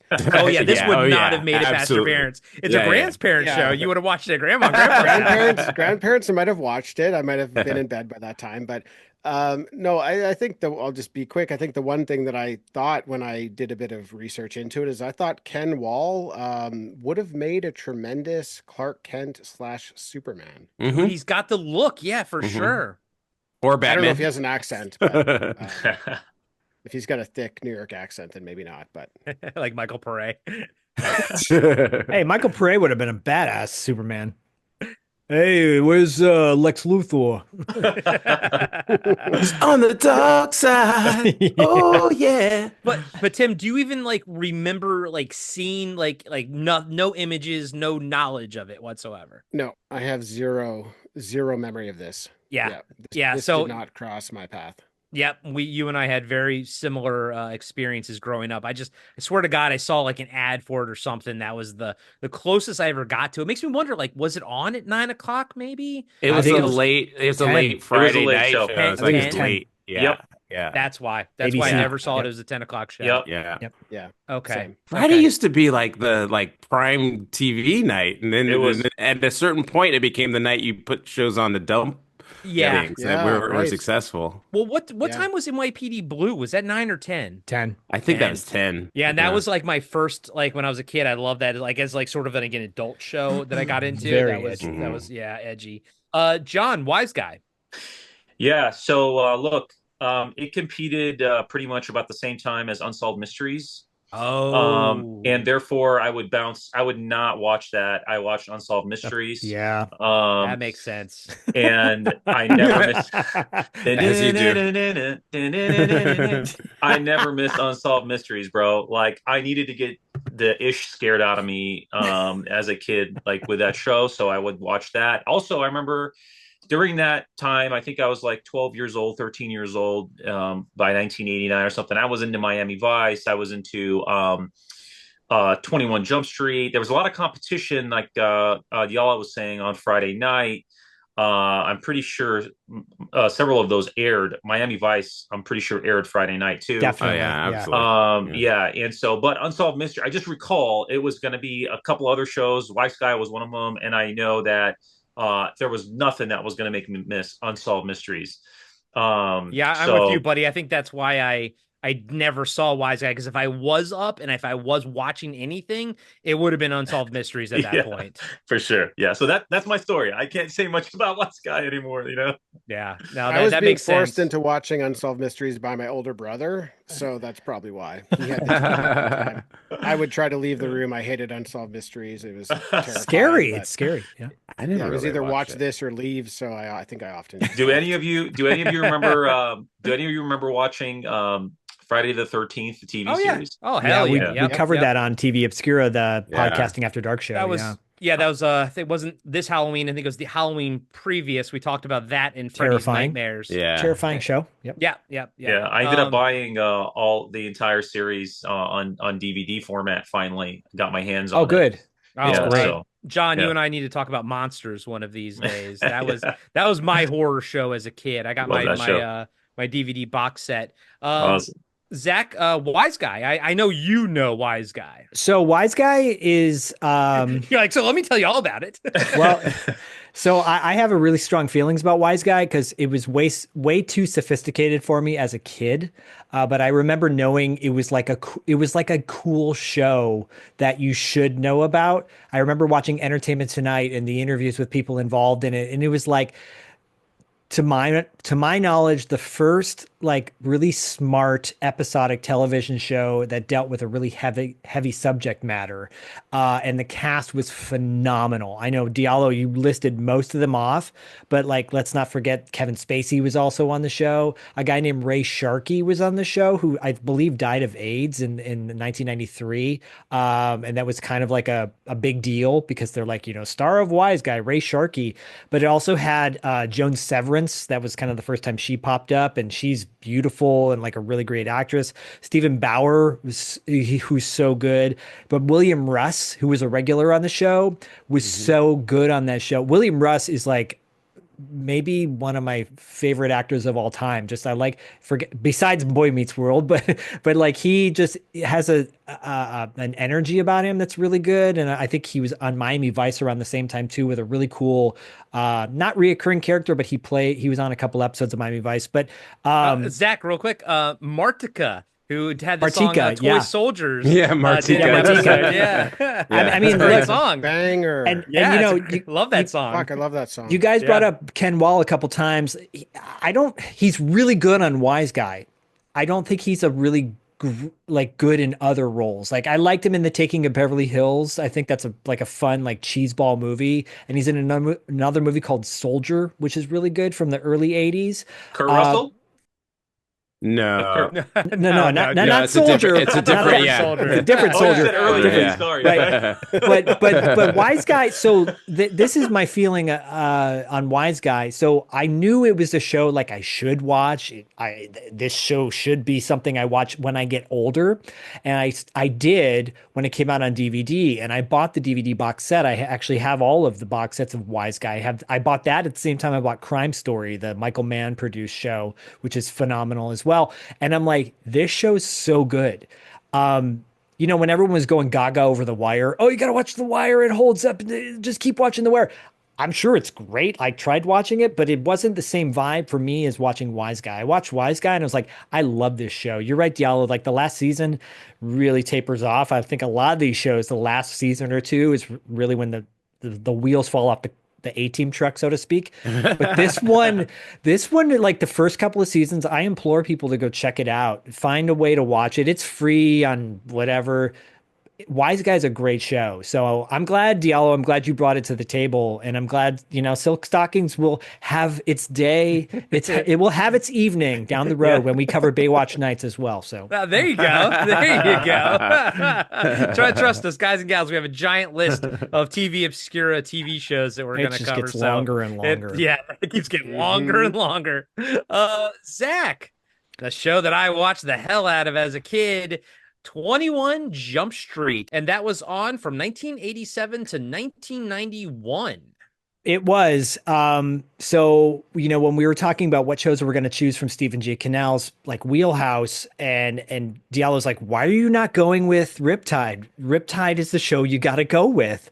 And yeah, I wanted to go with Riptide, but then I was like, I got to go with 21 Jump Street. If there was ever a show that Stephen J. Cannell produced that really epitomized a huge part of my childhood, it was 21 Jump Street. And then when 21 Jump Street came on at the tail end of Miami Vice, kind of, again, the last couple of seasons were not so great, even though I still kind of like them. But I was at an age when all I wanted to do was watch cop shows or action shows. And then this show comes on about a bunch of kids, well, not kids, but, cops playing kids in school and looking like rock stars. Like their style, I wanted to be Johnny Depp so bad. I wanted to be Dustin Nguyen so bad. I wanted to be Peter DeLuise so bad, and eventually Booker. Not his eyebrows, by the way, because Richard Grieco's Booker eyebrows back in the day were a little like overplucked. But take it easy there. I love Booker, but I was like, dude, you're really Tim's like, settle down. Take it back. He was he was like really sculpting before sculpting was in fashion. But no, 21 Jump Street was like, it was my childhood, and it dealt with. It's interesting how these shows, like Wise Guy is like the oldest mature wise content. Yeah, I'd say, yeah, agreed. And Hunter, I think, is below that. But 21 Jump Street dealt with some serious subject matters, from like AIDS to racism to drugs to, heavy stuff. And I would say that 21 Jump Street's a bit more mature than even Hunter, I think. I think Hunter has this like certain sensibility of early 80s, whereas I feel like 21 Jump Street was the next generation of like what it was like, what TV shows and like what stories were going to be going into the 90s, Yes. Yeah. So this was a Fox show, and it came on when Fox first came out, and Fox wanted to, blast everybody with like, this is the cutting edge stuff. Right. The theme song to 21 Jump Street will always be in my mind. And the moment Holly Robinson hits that high note where she goes, "Ooh," I will always see Peter DeLuise making that face in the opening to the show. Always. I cannot say enough about how much I love this show. And I cannot say enough about how it kills me that the DVD release doesn't have the music rights. So all of the music that was made for this show outside of the theme song was replaced by like crappy synth. It's like watching WWF matches where they used real songs that were not licensed, and then they replaced it with just filler music. And you're like, wait, what happened to Orange Crush by REM in that episode? Like, it's an episode called AWOL, which I was confused. I thought it was like Vincent D'Onofrio for the longest time, but it's Patrick Labrador, who was in summer school. We've actually had him on the $2 late fee fundraisers. He's been in a bunch of different things, but that episode, like, there's a huge moment where they're chasing this guy who's escaped the military school he's in, and the Orange Crush plays by REM. Well, it's replaced in the show with like on the Peacock or whatever with like it's so lame. But there were so many amazing moments on this show. To this day, there's an episode called Hell Week from season 3 where they infiltrate this college frat who's like overly hazing their students, and they have to they join the fraternity. Doug Penhall, or Tom Hansen, Johnny Depp's character, Doug Penhall, Peter DeLuise's character, and Harry Aoki, played by Dustin Nguyen, infiltrate this. Oh, and sorry, Booker as well by Richard Grieco. They go into this frat and they have to do all these different hazing things. And one of them is putting silverware in the correct order. And if they don't do it correctly, then Tom Hansen, Johnny Depp's character, has to like put these hot peppers on his lips and do all these horrible things. And to this day, I'm like, I have to put the silverware in the correct order at the correct time. I always flash back to that moment in the show. In the Hell Week, the show had a tremendous amount of guest stars on it, from Brad Pitt, Sherilyn Fenn, but Deborah Foreman, who we've had on $2 Late Fee, like I said, Patrick Labrador. Like, there's a laundry list of guest stars on this show back in the day. A guy who was on Real Genius, but I can't mention him anymore. But that actor told a story about being on 21 Jump Street and then saying Johnny Depp like hated being on the show. By the second season, he was so burnt out on it. He just did not want to do it. But he's getting paid $45,000 an episode. It's not $88,000 like Mr. T, but that's a lot of good money. I had a poster of Johnny Depp on my wall. I've told the story a million times. I would take it down whenever my friends would come over because I was embarrassed to show them that I had Johnny Depp on my wall. But I love Johnny Depp. I dressed that way because of 21 Jump Street. That show was so influential to who I was just as a teenager. And, you know, one big moment to me, it was the 6th episode of the show. So Frederick Forrest, who I think people will know from Valley Girl, he's the dad in Valley Girl, like the hippie dad. He passed away a couple years ago. But he played the original chief on the show, the captain, right? And he dies in a car crash in this 6th episode. And it was so dramatic. It was like when Dawson Leary's dad dies on Dawson's Creek. It just gutted me. So sad. But he gets replaced by Stephen Williams. And I think people will love Stephen Williams from Friday the 13th. Yeah, Jason Goes to Hell. Jason Goes to Hell. But he's so good as the captain on this show. And there's so many dynamic levels. Like, every actor on that show had a moment to shine. Holly Robinson had her special episode. Johnny Depp had his special one when his girlfriend gets killed by, guy robbing a liquor store. That's a huge episode too. I think that was in the end of the first season. But they like investigate a kids prison. They go into like a psych ward. You know, all these great moments, heavy stuff. I've said too much. I've said enough. I want to hand it off to everybody else because I love this show so much. Yeah. Corey, I'll give it back to you.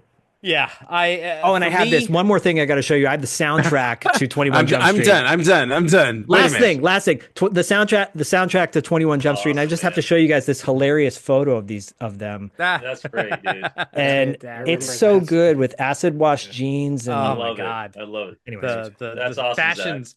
It's worth watching for the fashions alone. Yeah, Zach, I'm with you, man. This was, required viewing for me. I was a big Fox kid. I watched Herman's Head. I watched this, Marriage, Children, all that kind of stuff.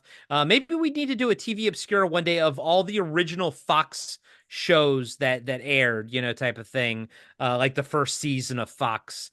But yeah, I loved it. And then but I was literally expecting this one to be the worst one, to not hold up as well as the others, because I haven't seen it in forever. Like all of them, it holds up spectacularly, and I really think does. At the end of the day, we're gonna have to give credit to Stephen J. Cannell, because these shows are iconic. These shows are amazing, and yeah, the episode that I watched had Rusty from European Vacation in it. It was crazy, but like Peter DeLuise, like as a kid, I loved that dude. And then when he was on Sequest DSV, I was like, oh, it's that dude from 21 Jump Street. Because, there was no IMDb back then. And I didn't even know that other DeLuise was his brother. And now I see it. Yeah. I look at him and I'm like, oh, now I see it. I should have known. He looks exactly like his brother. And I'm a big fan of Dom DeLuise too. Yeah. And Zach's got one more thing. Because before anyone jumps on it, and I just want to throw it out, because it's not just produced by Stephen J. Cannell, but it's also produced by Patrick Hasburg, who produced Hardcastle and McCormick. Okay. But Patrick Hasburg got brought up on a previous $2 Late Fee episode because he wrote and directed Aspen Extreme, which is based on a true story. But anyways, I just had to throw that out there. And Dom DeLuise was on an episode of 21 Jump Street, and his brother as well. Yeah, Peter was DeLuise's he? brother. But was he on an episode of Sequest DSV? That's when you know you've made it to the big leagues. But yeah, anyways, 21 Jump Street, it holds up great. The opening theme song is fantastic, and again, like all of these, most of these episodes, except for Wise Guy, like I'm listening to all these theme songs. I haven't heard them in like 30 some years, and I'm just like sitting there like the Matrix. It's just like flooding into me, and I'm like, oh my god, I'm eight again. I'm eight again. Tim, Tim, 21 Jump Street, buddy. Nope, not allowed. No. Yeah, Well, I can see that. I can see all that. the themes you guys are talking about. This is it sounds like heavy. the show it's probably the heaviest, dealing with the most mature themes out of all these shows that we've watched. Yeah. So I think I think my older brother like snuck in some episodes, but I'm pretty sure anytime that show was on, that quickly got turned off by mom. So my 21 Jump Street was Booker when I was 13 and I moved out and I didn't have mom making all the rules anymore. So I just watched Booker. No, I didn't move out. I'm just kidding. But I was like, what? I know. I was like, well, there's a story here. Yeah, I was like, no, Tim, stop everything. You got to talk about this. I stopped caring about what mom thought. So I would watch whatever I wanted to watch. Good for you. So I caught the tail end of it. I also wonder if maybe it was a little bit too mature for myself as well. So Zach is a couple years older than me. My brother was a couple years older. I think maybe some of those themes just didn't quite hit for me at my age as well. And if I was a little bit older, I think maybe it would have struck a bit more a chord for me. So I actually think it was a combination of me being too young and then just not being allowed to watch that one. But I definitely have caught moments and I've probably seen an episode or two, but I don't have a lot to say or remember about 21 Jump Street. I definitely remember. I remember that cover. Sorry, I remember that cover. That the picture on the Zach's cassette tape there. I remember that being like the production photo that they would send out. That definitely. They look so happy. They do. They're so happy. Look, that show looks like so much fun. Like. And What's wrong with that show? Some real deep, dark shit. I wish I had that picture to show to my mom and just say, like, I just want to watch these friends having a good time. Look at that. So good. Was it as big of because it was a big deal down here, especially because of like Johnny Depp and everything. Was the show a big deal where you were, or like was it just kind of like another one of those shows? Yeah, I would say it was another one of those shows. Yeah. Okay. Interesting. Diallo, 21 Jump Street. Yeah, I mean I was so obsessed. I was so obsessed with this show. I remember my memory's probably not correct, but I feel like it was like the debut of Fox. It was actually. It was, yeah. It was it? Yeah, because I remember like it was a big deal. It was like, and I remember watching this show and just like again, like I said with The Greatest American Hero, but I remember like the next day just like being a buzz. Like, oh my God. Everybody talking about it. Yeah. And, for at the time when I was watching, it was like in mid high school. And so it felt like it spoke directly to me. And, I'm kind of thinking like, I don't know, because I'm not that age anymore. I don't necessarily watch shows like that anymore, but I don't know that there's any show on that like speaks to teenagers in the way that show did. I think that's why I loved, still love Degrassi Junior High so much, because it just spoke to all the thing. Because it was very socially relevant. Talked about some of the things that were happening now that aren't how do I say it? There are new things that came along. So like they were talking about. I remember there's an episode where. Steroids, where what's his name had he had to go to the gym and he was undercover and they wanted him to they wanted him to poke himself and he did it and it was like a big deal. There was an episode with these it was like because they had the A story to B story, and I'll never forget I think it was the B story. These two kids were had stolen money and they were going all over the place doing stuff. It was kind of very comedic, but then there was the A story was really dark and serious, and I don't know. It was like that show, Degrassi, and then 90210 to a lesser extent were all in that. They just kind of spoke to you, to your existence as like a teenager, young adult. And and then, transitioned into Booker. And then towards the end, I stopped watching it. But I also remember Hoffs and Pinhall making out in one episode, and they never did anything with it. And I was so upset. No.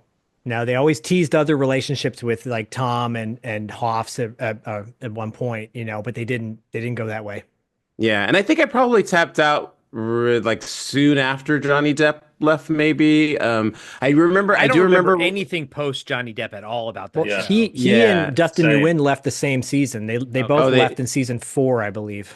Okay. I remember when the captain was there, and then Yeah. and then he died, or whatever. It seems super random, and then like looking back, I was like, oh, they just retold the show because that's kind of what they did, and they wrote that in there. You're like Because then episode 6. That sounds about right. That's about yeah, the time you're gonna retool. Yeah. Like now that I know how those things work, I Yeah. like, oh, that's what happened. Because like they were in the church or whatever, and it was all empty. And then when they brought in what's his name, Williams, and all of a Steve sudden it Williams, was yeah. like he was just like it was like populated, and it was basically like a precinct. And yeah, but he brought in an energy that really made like kind of put a stamp on the show and kind of like really solidified all the dynamics. So yeah, I really love that show so much so that it's in that zone of shows where when they made the movie and they decided to make it a comedic like parody farce, I was so upset. And I do think that the movie actually is funny on its own merits, but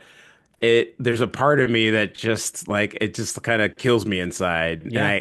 I hate it when they take a concept and they just decide they don't take it serious, they, like I said, they did that with Land of the Lost. It just really like breaks my heart. But then there's what do you call it? Starsky and Hutch made a spoof of it, and it actually worked, right? Like it still was funny, but I would like to see them do a take it serious when they do that, and so they kind of missed all of that with 21 Jump Street. But it was everything. With the music, I remember every time I hear the song, and like I always think of 21 Jump Street, and it's a song by Simply Red, Holding Back the Years. Oh yeah, Like that yeah. song. 'Cause I always remember that. The Yeah, I Yeah. always remember that being on one of the commercials for an episode. And I think it might have been in an episode. You gave me goosebumps, and I'm sure there's got to be a bootleg version out there somewhere Yeah. with the original songs. Yeah, yeah. So like I just like that it was so tied into, and again, that time, you had MTV and like all that stuff was around, and I think there was that intersection of all those things at the time, and so it was just relevant to me in so many different ways. And I was in love with Julie Hopps, and was upset when she got married to what's his name, Rodney Peete. Yeah. But I think they're still married, so I guess it worked out. They are. They got like 4 kids, so God bless Yeah. them. Yeah, so it's good. John, 21 Jump Street. Yeah, man, that was must watch television. If I recall correctly, I think it came on like Sunday nights Yeah. at like 7 or something like that. And I know that there was a little bit of battles about the TV at that time. And I had, by that time, I was still living in Detroit. And so to me, a lot of the just the content was very kind of like, I just enjoyed watching that kind of stuff. And by the time that show came on, I had my own television in my room. So I was able to actually catch it, not really fight with anybody. So I got a lot of episodes in. And I'll tell you, 21 Jump Street is one of those television shows that really, you guys nailed a lot of it. And I think I want to pick out on some of the things like the fashion, the music, the atmosphere of the show, I think just really resonated with me. And I was a huge fan of Johnny Depp at that time. Every time I think of Johnny Depp, though, that I think of that character as well as the character he played in Friday the 13th. Oh yeah. Nightmare on Elm Street. Or Nightmare on Elm Street. I'm sorry, yeah. I totally butchered that one. And so for me, I just love the show, and I think that the show had several key episodes. Like some of the shows a lot of the shows in the 80s had like specific episodes that really hit home, right? The Stereos episode was a great one. Diallo, you mentioned. And just I just it's one of those shows that you have to, I think, go back, and if you can get your hands on the show with the original soundtrack, the original music, I think that it's a must see. And then another thing too is you didn't just have Johnny Depp the whole cast was actually very good. Yeah. And for me, I just remember I was a big fan of Richard Grieco too, and I actually loved him, and I think there should be an episode, a retrospective done on If Looks Could Kill. Okay. Oh, it's coming up on $2 late fee. I'm gonna cover that movie. Yeah. Okay. All right. Because that's to me, that was like such a fun film. Yeah. I really thought he was going to be a way bigger star. Right. I think he thought he was going to be a way bigger star. Yeah. Oh. And but no, I think it's one of those shows. If somebody would ask me, hey, what are some shows from the '80s that are absolute must watch? 21 Jump Street is in that running for sure. Well, I think I mean, going back to Stephen J. Cannell, all of these shows, I think, because I watched one episode at least from each one of them, I think they all hold up really well in 2025. Maybe some of the themes here and there maybe don't, but I think the shows themselves do. And hell, the 21 Jump Street, swear to God, like I'm looking at the fashion, everything, what they're wearing. It could be contemporary right now because everything goes in cycles, and 80s has kind of been big for the past, 5 to 10 years, like style wise. And like, I'm like, I could Rusty from European Vacations wearing these like acid washed ripped jeans. And I'm like, you probably could right now buy those for like $200 on Rodeoable. You know what I mean? It's like it all looks contemporary now, and it's 1987 or whatever the hell it is, Totally. And I agree with Diallo. Sorry to interrupt you, Corey. I think that they what they did when they did the 22 Jump Street, while it held on its own as a comedy and everything like that, that's fine. I just think that when they do things like that, sometimes they kind of do a disservice to modern audiences of not actually like taking advantage of the themes that were within the original shows and actually making them contemporary and really hitting home on some of these harder themes. It's a lot easier, I think. Although I've heard making comedies is very difficult. It's a lot. I think it's a more approachable, more box office probably when you make a comedy with some famous names, famous people, than it is taking some serious subjects and turning them into a TV show. But we talk about that a lot on TV Obscura, Diallo, like how you look at these shows and you think they're silly now, but they weren't really silly then. And the problem is when you make the reboot be silly, because that's the lens you're viewing at it now, whereas it wasn't supposed to be silly back in the 1980s.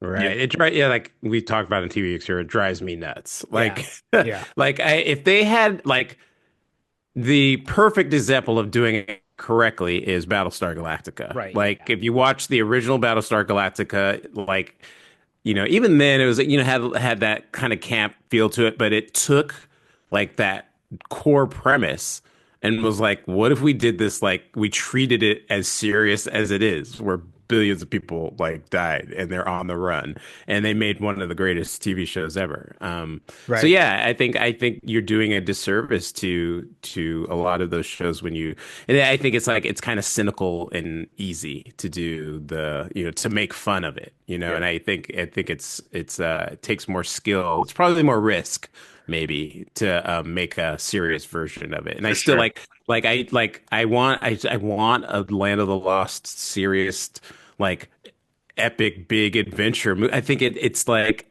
after Jurassic Park came out, why wouldn't you do that? but they made that just stupid camp movie, and it's so disappointing. Well, I'll say too, I feel like, and we talked about this the other day, Diallo, the Brady Bunch was amazing. The Brady Bunch movie was hilarious. And I feel like ever since then, producers are like, we got to do that with our show. Yeah. But then Michael Mann goes on and does Miami Vice, the theatrical release. And that movie's amazing. I love that movie. I love that movie. Yeah. I just want to say really quick too that Dustin Nguyen, who would have thought that Dustin Nguyen would be the most successful actor out of 21 Jump Street, because he's on that show Warrior right now, the one that Bruce Lee. Oh, is he? He's been he's a reoccurring character on that show, and he's amazing on that show. Canceled finally, I think. Did it? Oh, shit. Maybe. I heard I don't good know. things about it, but I didn't Anyways, watch it, which is probably why it's canceled because I didn't watch it. He was because on an Corey didn't episode of watch it. Highlander. Yeah, so John, you may not know this, but everything that Corey doesn't watch gets It gets canceled. canceled, yeah. Now, Wow. last thing I'll say, this whole the night thing, like when I was watching all of these shows, one of my favorite things is how many character actors that just pop up. Like I Yeah. saw like Michael Ensign, he was the Sedgwick hotel manager in Ghostbusters, you know. Like he was in an episode of 21 Jump Street. The girl that plays Fox from Friday the 13th Part 3, she was in an episode of A-Team, but even better, the best cameo was in that episode of A-Team since they're in Skid Row. Our guys, the A-Team guys, they set up shop in the Ghostbusters firehouse because the exterior is in New York, but the interior for the Ghostbusters firehouse is in Skid Row. It's actually in Skid Row, and it was under, you know, like trash for years, and they finally like rebuilt it and everything. But I was like, I paused it because I was like, my wife was here. I was like, babe, look, it's the Ghostbusters firehouse, the interior, That's you know, awesome. and it was just, but back then it was just a set, you know, like it didn't matter. There wasn't this like nostalgia, you know, and everything for it. But now I watch all these shows, and I mean, there's, you know, character actors in every episode that I watched of all of these shows, and I was like, oh my God, it's that guy, you know, from That's that guy. Let me. Holy I shit. want to. You just made me think of something. I'm gonna give you some really cool trivia right now. Remember we were talking about the last or the Greatest American Heroine Yes. failed pilot episode. At the end of that episode, there's an appearance of Branscombe Richmond. Yeah. And literally he just says something rude to this guy and gets punched in the face. Like his part is gone. But who would have known he would have been Bobby Six Killer Oh yeah.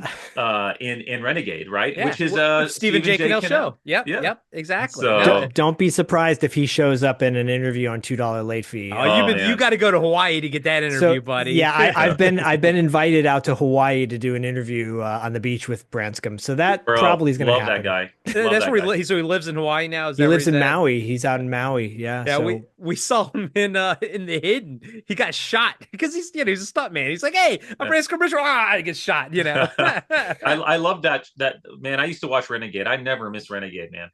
That's a show I've never seen. when we do 90s Kids Unite, you can bring up Renegade and we'll, And Silk Silk Stock- And Silk Stockings. and Booker and Booker. Silk Stalking was like Diallo said, to use the word intersection. That was like right when I was like, that was like the perfect timing for when that show was on for me. Oh yeah. Yeah, man. So USA was Booker? Nights. Is Booker like actually a spinoff of 21 Jump Street? Yes. Yeah, Yeah, he was in 21 Jump Street, and his profile kind of really rose. He was like kind of like the next Johnny Depp, and he pretty quickly got his own show, right? Like the next season, and then but it only lasted like a season. It wasn't. It just kind of wasn't One season. too good. Yeah. Tim, did you watch Booker, Tim? Dude, that's my favorite. It's my Yeah, that was favorite his one. favorite show. Yeah, Oh, that was my, shit. That was my number one. I love the shit out of that show. city. Okay. Okay. All right. Well, if you ever do a Booker TV Obscura, we'll have you on for that one, dude. Hell yeah, dude. I'll be there. Well, Tim, while you're on it, final thoughts for Stephen J. Cannell and you know, and any of these shows, anything you didn't get out when, you know, during this discussion. I would just say that I didn't realize that this guy wrote all this stuff, and I think it's really cool. These are a lot of great shows. This is my childhood. You know, not the cartoon side of it, but when I think about evening television, this is a staple to my evenings.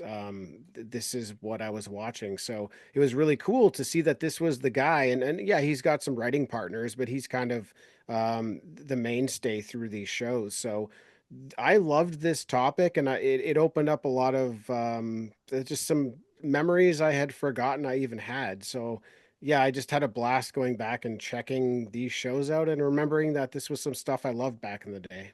Yeah, isn't it nice when it hits you like the Matrix and it just It's so downloads into your brain? good. Mr. Anderson. And Tim, plug your show, Talking Back, and where can everybody find it's you? all good. Check the show notes. Check the show notes. We're down there somewhere. Yeah. There you go. Diallo, final thoughts on everything, and plug anything you want to plug. Yeah, Stephen J. Cannell. It's like, you know, if Glenn A. Larson is like the bedrock of my viewing life, Stephen J. Cannell was like the framework or something, that was built on top of that. Like the between the two of them, it's just, kind of everything for me. But yeah, you can. I actually just did the website for another review you didn't ask for, so you can catch those episodes there along with the blog version if you don't want to listen to me rant for 5 minutes. We have been taking a hiatus on Galactica actually, but we should be coming back shortly. And I have one more thing to say about Stephen J. Cannell, right? Just play with me. Always. Oh, yeah. Dude,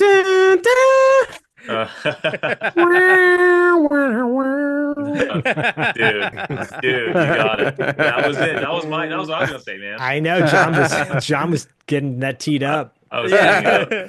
John, sorry if I took that from you. Any final thoughts, John, and anything you want to plug? Yeah, I just want to say this was so freaking awesome to do this, because I also got to go back and just kind of like, think back to all the shows that this guy did. I mean, just a brilliant mind for our generation, and so many great episodes that we got to live through and watch. Diallo nailed it. Like the typewriter, there's a few things that are just absolutely marquee for our generation, especially like the Sit Ubu Sit, good dog. Yeah, and so that the Stephen J. Cannell on the typewriter, taking the flicking it off. There's actually several different bumpers for that that he does, but that is absolutely, like you guys said, living rent free in my mind forever. And just I would say, anybody who's listening to this or watching this and you're wondering where you should start with Stephen J. Cannell, whatever it is, just pick a show and go with it. And I think you're gonna branch out and start watching a lot of this stuff if you haven't seen any of this stuff. Or maybe you've caught one show and haven't caught another. Like right now, I was thinking when we were having this conversation, I was like, you know what? I'm going to revisit Wise Guy, because of all the shows, that's the one that I watched the least, or I actually was interested in. But now as an adult, I'm like, okay, I can make some time and add it to my watch list, and let me give this a shot, and so that's what I would really say about that. But I really appreciated being asked to come on and talk about this. So thank you.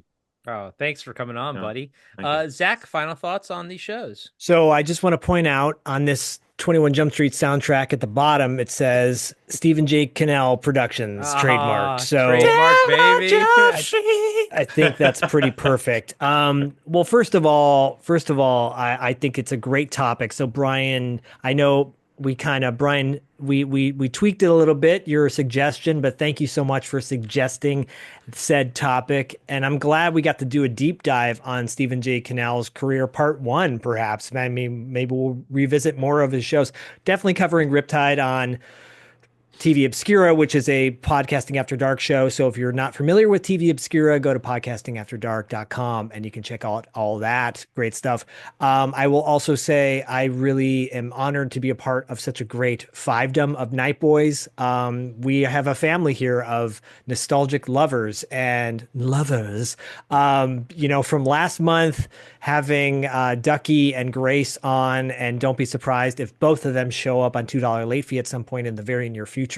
But obviously Paul London from Territory Marks, Dustin is they're both brothers of ours, and this show is very special and near and dear to our hearts. It all started about a little over a year ago at LA Comic-Con back in the day, and it will continue. Don't be surprised as well if a live episode of 80s Kids Unite comes up down the road very soon in the Los Angeles area. Hell yeah. We are working on that as we speak. So, John, maybe we can get you to come up from San Diego area. And Tim, you got to fly down, baby. If you ever fly out here, you got a place to stay in my loft. You can crash. You too, Get John. your passport ready, baby. Right. Passport's Tim, good to go. Tim, just so you know, the place that you're crashing at Zach's place will also be the same place I'm crashing. So you and I will be sharing the bed with Zach's dog. Which spoon are you? Well, and fun fact, Corey is the John Candy to your Steve Martin, so beware of the two pillows. Those aren't pillows. Those aren't pillows. Those aren't pillows. Okay. And I do wash my tidy whities in the bathroom sink. So. I will. Last thing I'll say really quickly: Max from Ready to Retro and Dustin from $2 late fee. Once again, if you're able to support their GoFundMe pages, go check out those links in our show notes.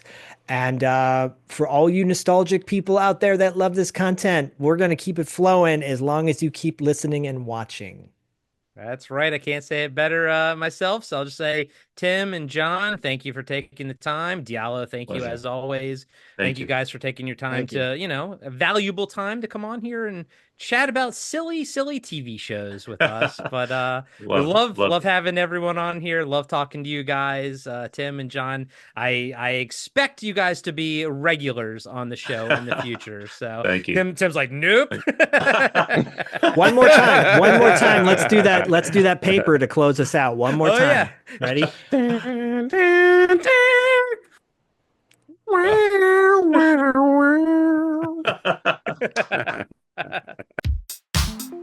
80s Kids Unite is brought to you by Hungry Hippos, the loudest tabletop game in history. And by Nickelback, Zach's favorite band. If you'd like to suggest topics for this show, go to the Patreon of either $2 late fee or Podcasting After Dark, or both. All links are in the show notes. We love you.